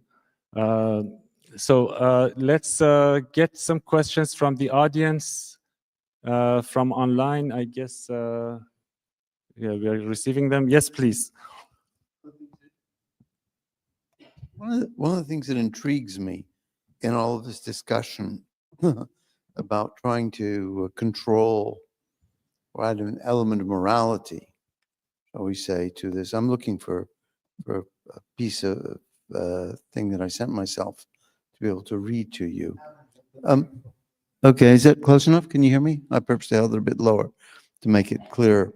Years ago, in like 1940, Asimov wrote the 3 laws of robotics. And then he added a 4th one, but essentially what it says is that the priority is to protect human beings and not to do anything. That seems to be the foundation on which all of these values are based. That's been around for what, 85 years or so? And yet here we are arguing back and forth, talking about it. Nothing much has been done.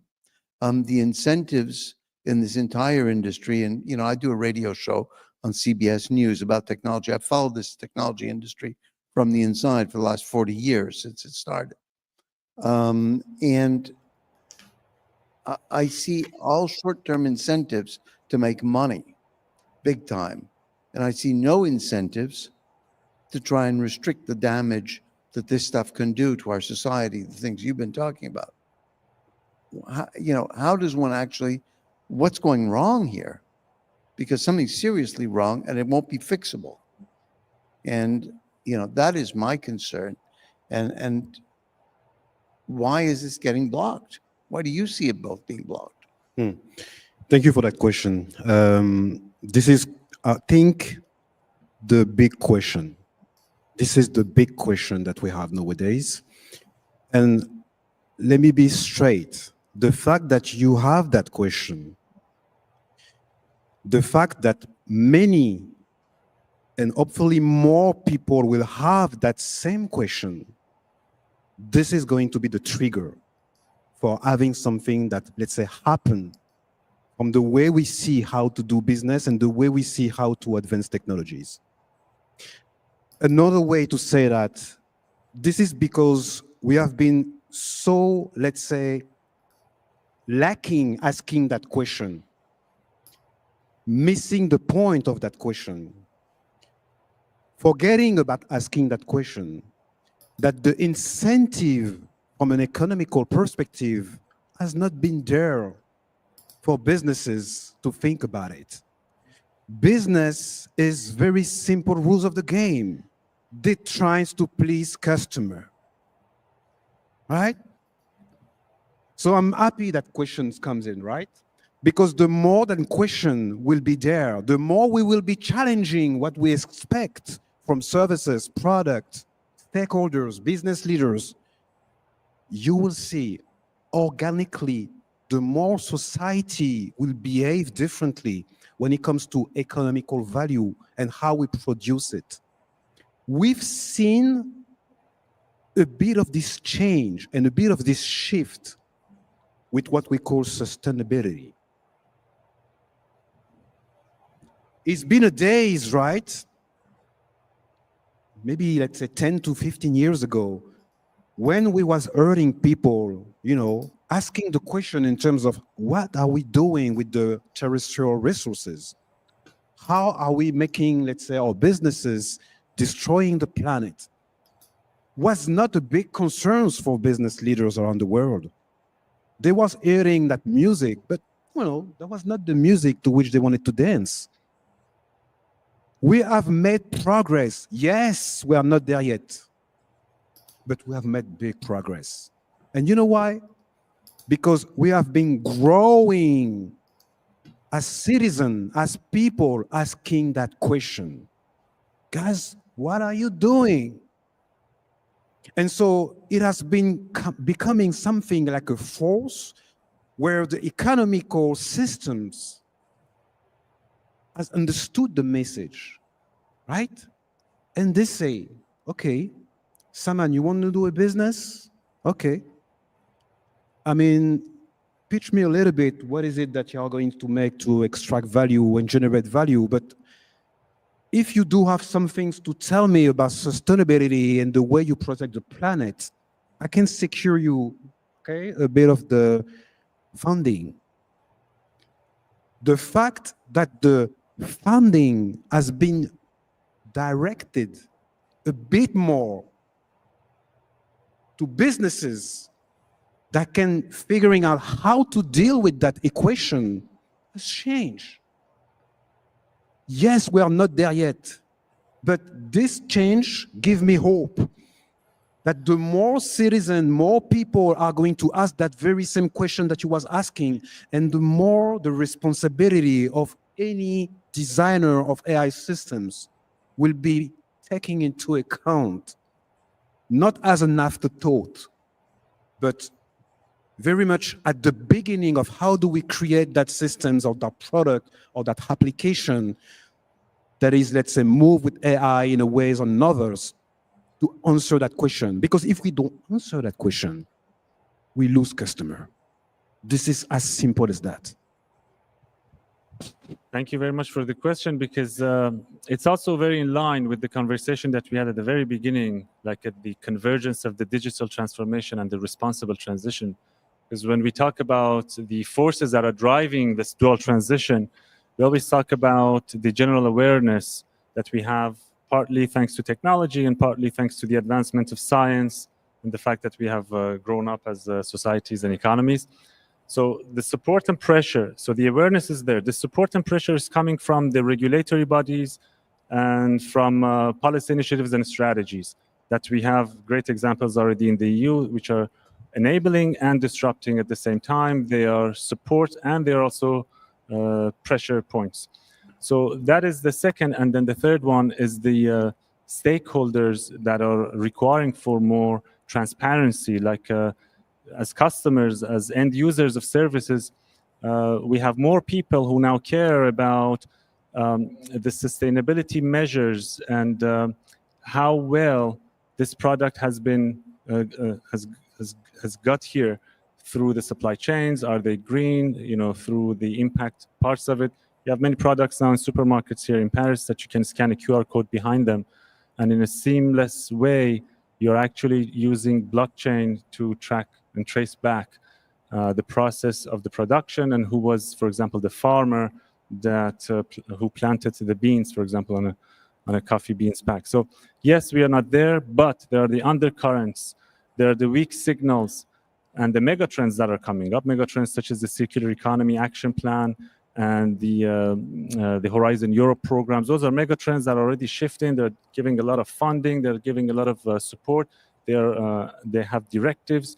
And then you have undercurrents, which are the fact that it's funny that with Elan on all the executive MBA programs that we see every year, there's an increase, a significant increase in terms of how we have moved really from years ago. Now we have almost all the projects that they have an element of sustainability, either circular economy, or it's about inclusion, or it's about accessibility, or it's about ethics. So the question is very valid, I guess. I have a follow-up question to this. Please.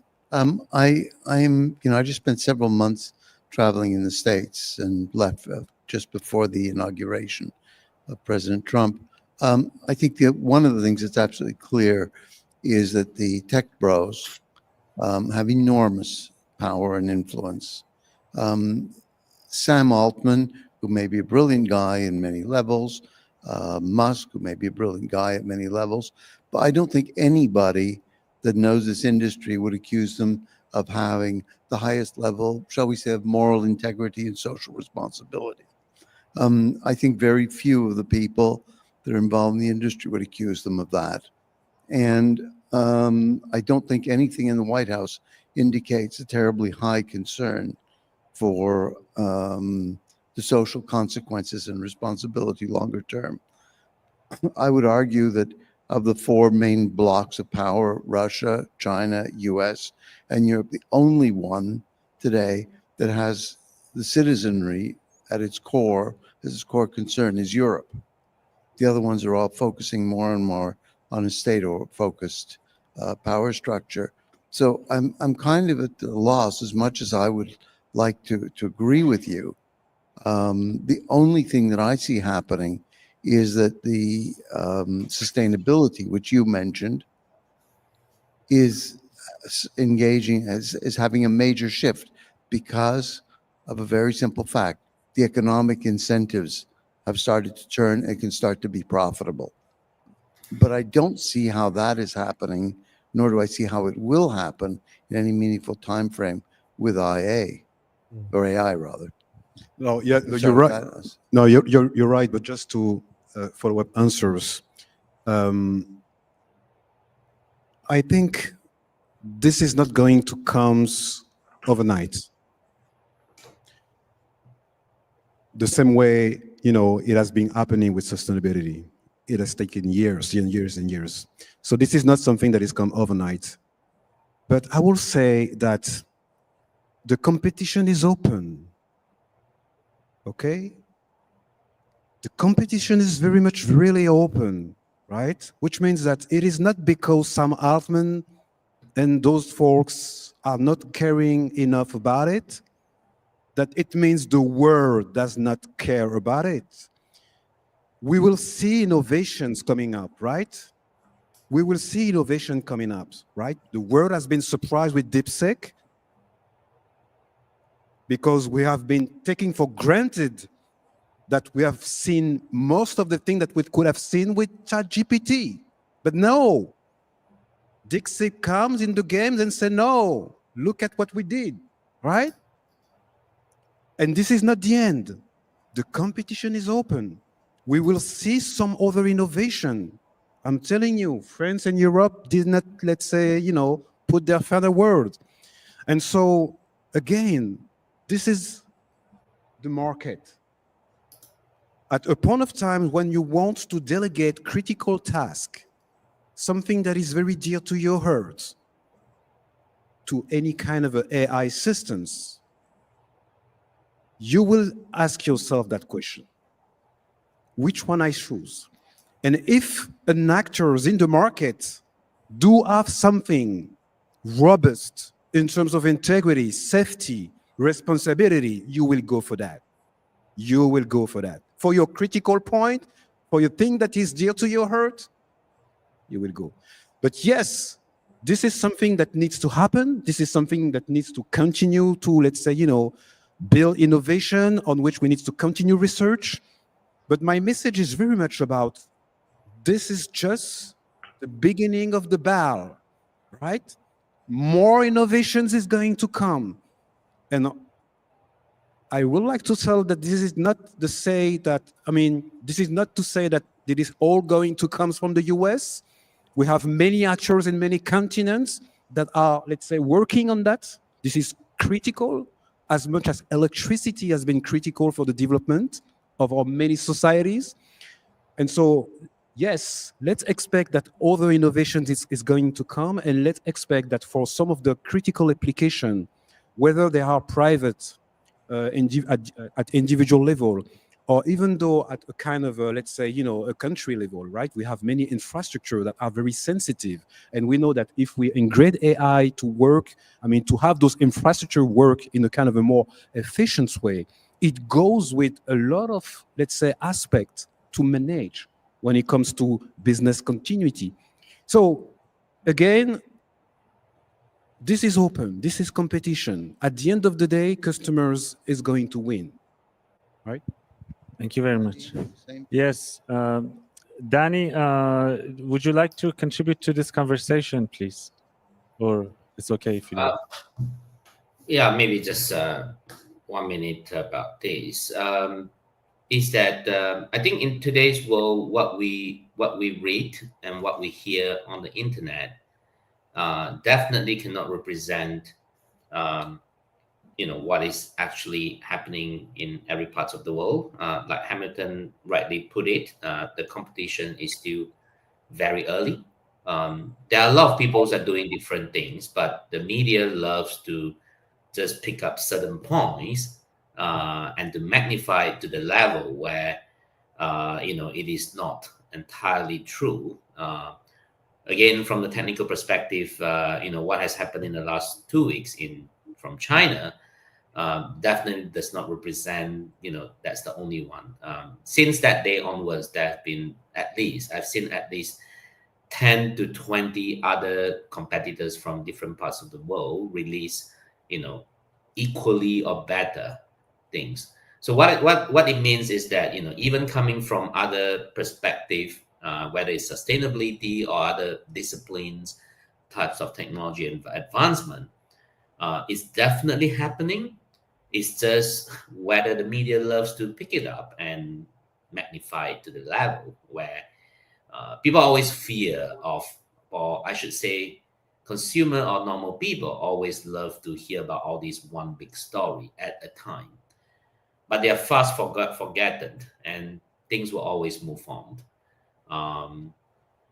It's definitely, the world is always unequal, I believe, and there's a lot of people are working very hard behind the scene in different parts of the discipline, different parts of the world, and doing the real contributions behind as well. That's all I have to say. Thank you.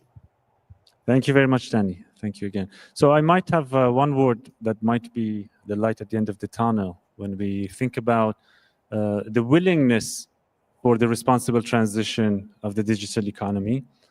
So far, we have found a good tool, and it's been tested and it's been applied, but it's still, in the making, if you like, right? We are learning, testing, and learning, and that's Web3 and multi-stakeholder engagement with tokenized economic models and business models, in which we have very good projects that are out there. Well, scalability is another issue in terms of business and viability of supply chains, and also the compatibility with the political economics that you also mentioned, and also it was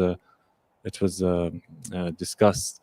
So those are of course the dynamics, but distributed ledger technologies, blockchain, Web3, those might be a good way for us to reintegrate and hard code responsibility, accountability, and transparency across our processes and our systems, governance systems, and everything else. So thank you very much. Thank you very much for your question. Do we have more questions from the audience or from online? But I would need someone from the team to text me. Okay. Apparently we are a bit over time. Yeah. Yes, we have one question here. No, for online ones. I would like, first of all, to thank the school for this interesting subject. My question is for Hamilton Man. On a lighter note, your name, Hamilton, I want to ask you if you have any insight about Lewis Hamilton for the F1 calendar this year, if he's going to win or he's going to bring glory to the F1. On a deeper note, your last name, Man, remind me of Dr. Mann in Interstellar movie. So who argued that machine lack the fear factor, the survival instinct that drives our decision making as a human. In the context of AI integrity, do you think that AI should incorporate some form of survival factor that better align with us as a human values that we have in this kind of world that we want to create? Or are we afraid if we dial up this survival factor, it will lead to a world without a human? Or should we better let the AI redefine what the integrity mean, and in a way that will ensure the harmony between humans and machines? Thank you. Thank you for that long question. I think I'm going to answer us to the point of survival, right? I think this is a very critical point. To me, I think the machine, no matter how the intelligence is going to be, the capabilities that they can exhibit, can have a form of survival mode, can have a form of survival mode only if it is at the service of humanity. Only if it is at the service of humanity, and no something that will be at the service of its own sake. Period. And your point is critical because easy to say, but not that easy to do. Easy to say, not that easy to do. Because again, back to the conversation that we had, we know already today how to build a machine that is able to mimic a form of intelligence that is so well mimicked, right? That even the creator is not able to explain how it works. So it is coming back to artificial integrity. The better we make those machine intelligence, the better we should make those machines able to mimic integrity for that very critical point. Because, I mean, as soon as a form of intelligence is very much surpassing what we can explain and even what we can expect, we need to also critically think about what is it that is going to be the survival mode of those machines, and what is it that this functioning, these behaviors will be at the service for. Hamilton, can Yeah. I jump in here? Just a quick question. So recently there was this is like a month ago now, there was a case where an AI cheated, even though it wasn't told to cheat. So you can tell AI to cheat and win at any cost. And all that was told to the AI was, you're up against a formidable competitor and you're outmatched. And the AI cheated to win. So you can already say that it has a survival instinct and that it cares about winning. And we don't need to say what should it have. It already has it. And so for this was like an oh shit moment for a lot of people in AI. I said, wait a second, AI is already cheating and we didn't teach it to cheat. We have a problem here. So I think already saying that the genie's out of the bottle, it's not one day it could happen. It's already happened and it was a month ago. We can already date when it happened. Definitely, Alan. Definitely. And there is another case where some researchers have seen that some AI machine was, for some, was preserving herself of being upgraded. Can you imagine that? Right? They detect the point that the upgrade is going to be at place, that is going to be happening, and they behave in a form of a way of securing and safeguarding some of the critical elements of the algorithms and the functioning as a kind of a survival mode, right? So again, this is not happening by chance, right? This is absolutely not happening by chance. This is happening because we have been missing something at the beginning of the creation of that machine. If you build an AI system that is so accurately and so precisely and so well fitting, if not over-fitting, to win the game, yes, the machine will win the game, but you will not be able to understand and even though control the way the machine is going to use to win the game, right? So I think, and again, back to the point of the responsibilities, the developers and the people that think about how do we create those machines? What is it going to be the purpose? What is the gate rules? What do we ingrain to make sure that not everything is possible, right? This is the point, and this is where we need to happen. I mean, to make sure that this conversation happen at the conception, at the design phase, but not only that, during all the training phase.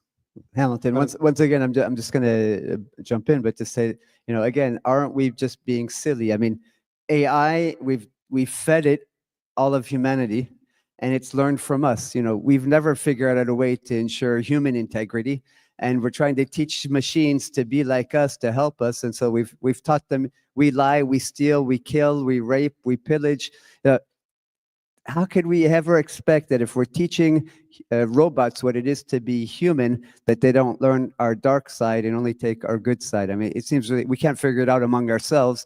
How could we hope that this AI that we're teaching about, this is who we are and we want you to be like us, just don't be like us on the bad side, seems extremely naive. Yes, it seems, but it's not. I think what will be naive is to just, let's say, go for developing things that we cannot understand, manage and controls. And I'm telling you, all that you are describing will be happening at scale, right? This is it. So we have two choice. This is, I mean, what Ellen just mentioned is just the reality of our societies today, right? So it means that it happening good things, but it really happening bad things. And this is us. So it means that human, if we, I mean, if we go with developing those systems without any form of, let's say, capacity of imposing to ourselves how to do good, I'm sure, I'm telling you, I'm sure that what we see and what we experience as the bad things that humanity is able to do, it is going to be spread at scale. Right, maybe So- maybe just another question, maybe for Danny, but linked to this is like, so Alan mentioned in his comment about the different blocks, China, US, Europe, elsewhere. For me, it seems more like two different approaches, a closed source model versus an open source model. And so what's interesting is that open source model can have a forum and we can look at the code and we can have what you said, civil society responding to the code, analyzing it, say, this needs to go, this can stay. It seems like the DeepSeek and even the Alibaba Chuan model that just came out seems like saying, okay, open source for AI. It looks like that's going to be the model that wins. We thought OpenAI with ChatGPT was the closed source and that all you need to throw is a lot of money at it. And since they were throwing more money than anybody else, they were going to win. And it seems like we, the consumers, win when the open source model wins. And we have a chance to look at the code, analyze it, understand what the heck's going on under the hood.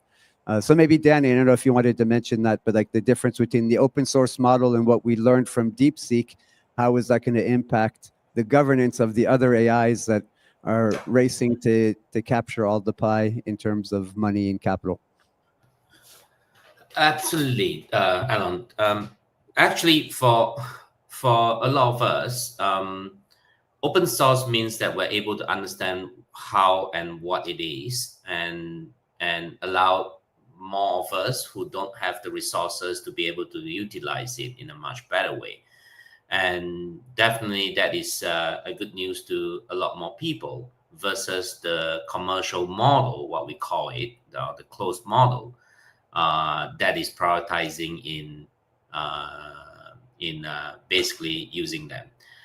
The key part of this is actually still about explainability.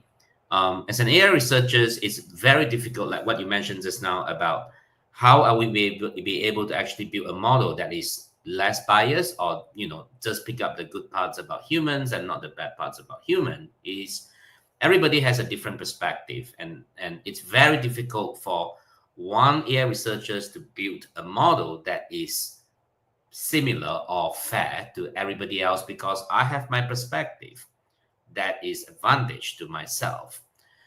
And so it is extremely vital for researchers or those who are in the industry to actually be more open source, to be more inclusive to everybody else.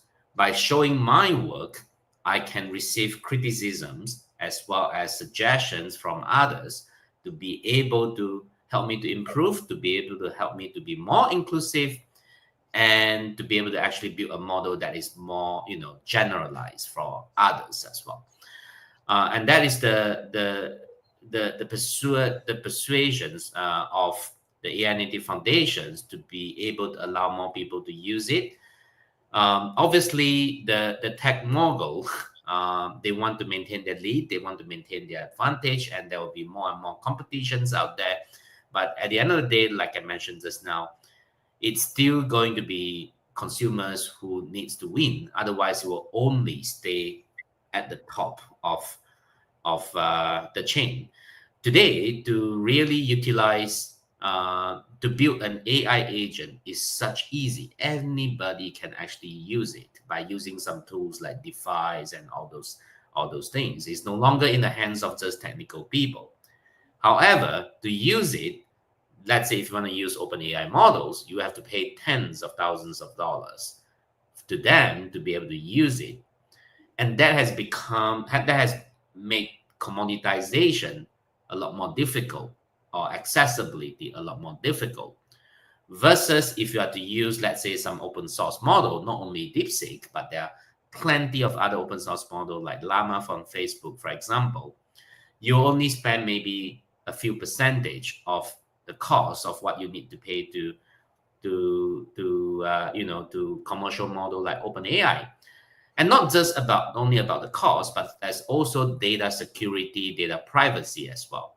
A lot of the large enterprise, or for example, like in financial institutions, you're not allowed to actually share your data with another enterprise, which makes it extremely difficult for them to adopt this technology. So by having more accessible models like open source model, it will allow a lot more enterprise, allow consumers to be able to actually use it in a much easier way, and to actually increase the speed of the commoditization of this technology. So again, despite of being on the headline on the news by DeepSeek, open source model is actually what a lot of other players are able to actually compete with these tech moguls that have tens of billions of dollars, and they're trying to dominate or trying to impose what they believe is right onto everybody else. Thank you very much, Danny. I think your plane is coming up soon, right? You had Yes. told me that you had to go, yeah? So thank you very much, Danny, for answering this one. So we continue over the drinks that are being prepared, and I received different types of signals that it's time for drinks. So we continue the conversation. So Danny, thank you very much for joining us and for sharing your insight. We continue for a couple of more minutes just to say goodbye with Hamilton to everyone else. But thank you. Bon voyage, safe travel. Thank you, And Danny. I Looking will forward. on Monday. Thank you. Thank you very much. So now we have Hillary here, who's going to help us find the winners or the lucky ones to get a signed copy. The moment has arrived. Mr. Hamilton, man, would you join me and do the honors of choosing the winners? The winners will meet Hamilton Man at the table for their own personal signed copy. Now, if you're not a winner and you want a copy, we have the author. Luckily, we have the author here with us tonight. Something like this. Yes, yes, yes. There's 20 names.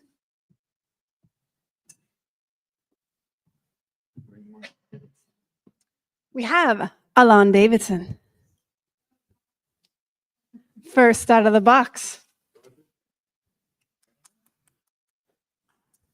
Oh, no. At the end, please. Maz Tagladin.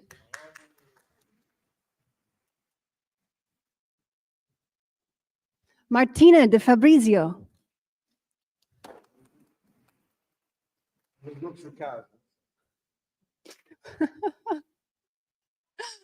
Yassin. This is 4 down. Shaline Ash Shokan. Stefan. Peace. Well, just in case, we need to contact you. Jean-William Claxton.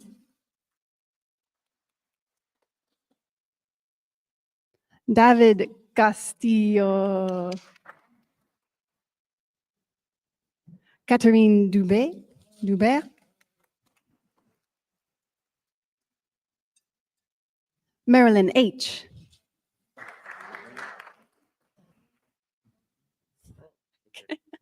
This is a 3-person job. Suman. We have 20. And you'll have to tell us where else we can find and purchase your book. Oh, that doesn't count.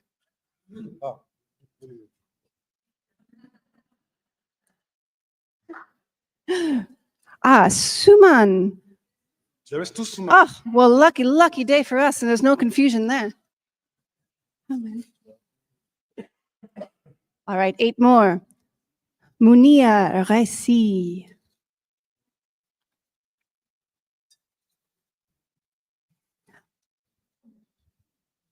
Aybuke Öztürk. Yes. Aibuke. Aline de Silva. Seth Radwell. Elizabeth Malala. I think I know some of these guests, and you might know me. I'm a recent graduate of the executive MBA program here at the ReTech.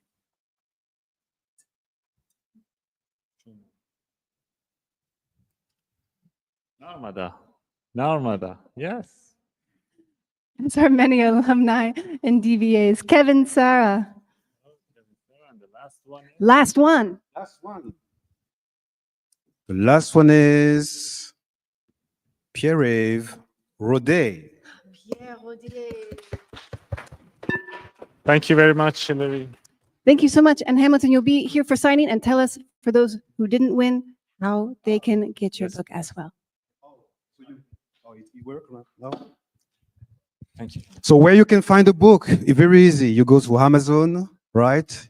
You type your best search engine, artificial integrity, and you will find, at least at Amazon, but in many other bookstores. And if you don't find it, I'm in LinkedIn, so you ping me, right? You post me, and I'll help you, right? Thank you very much, Hamilton. So when we start the drinks, then Hamilton is going to kindly sign here, and we're going to bring you a drink also to get started.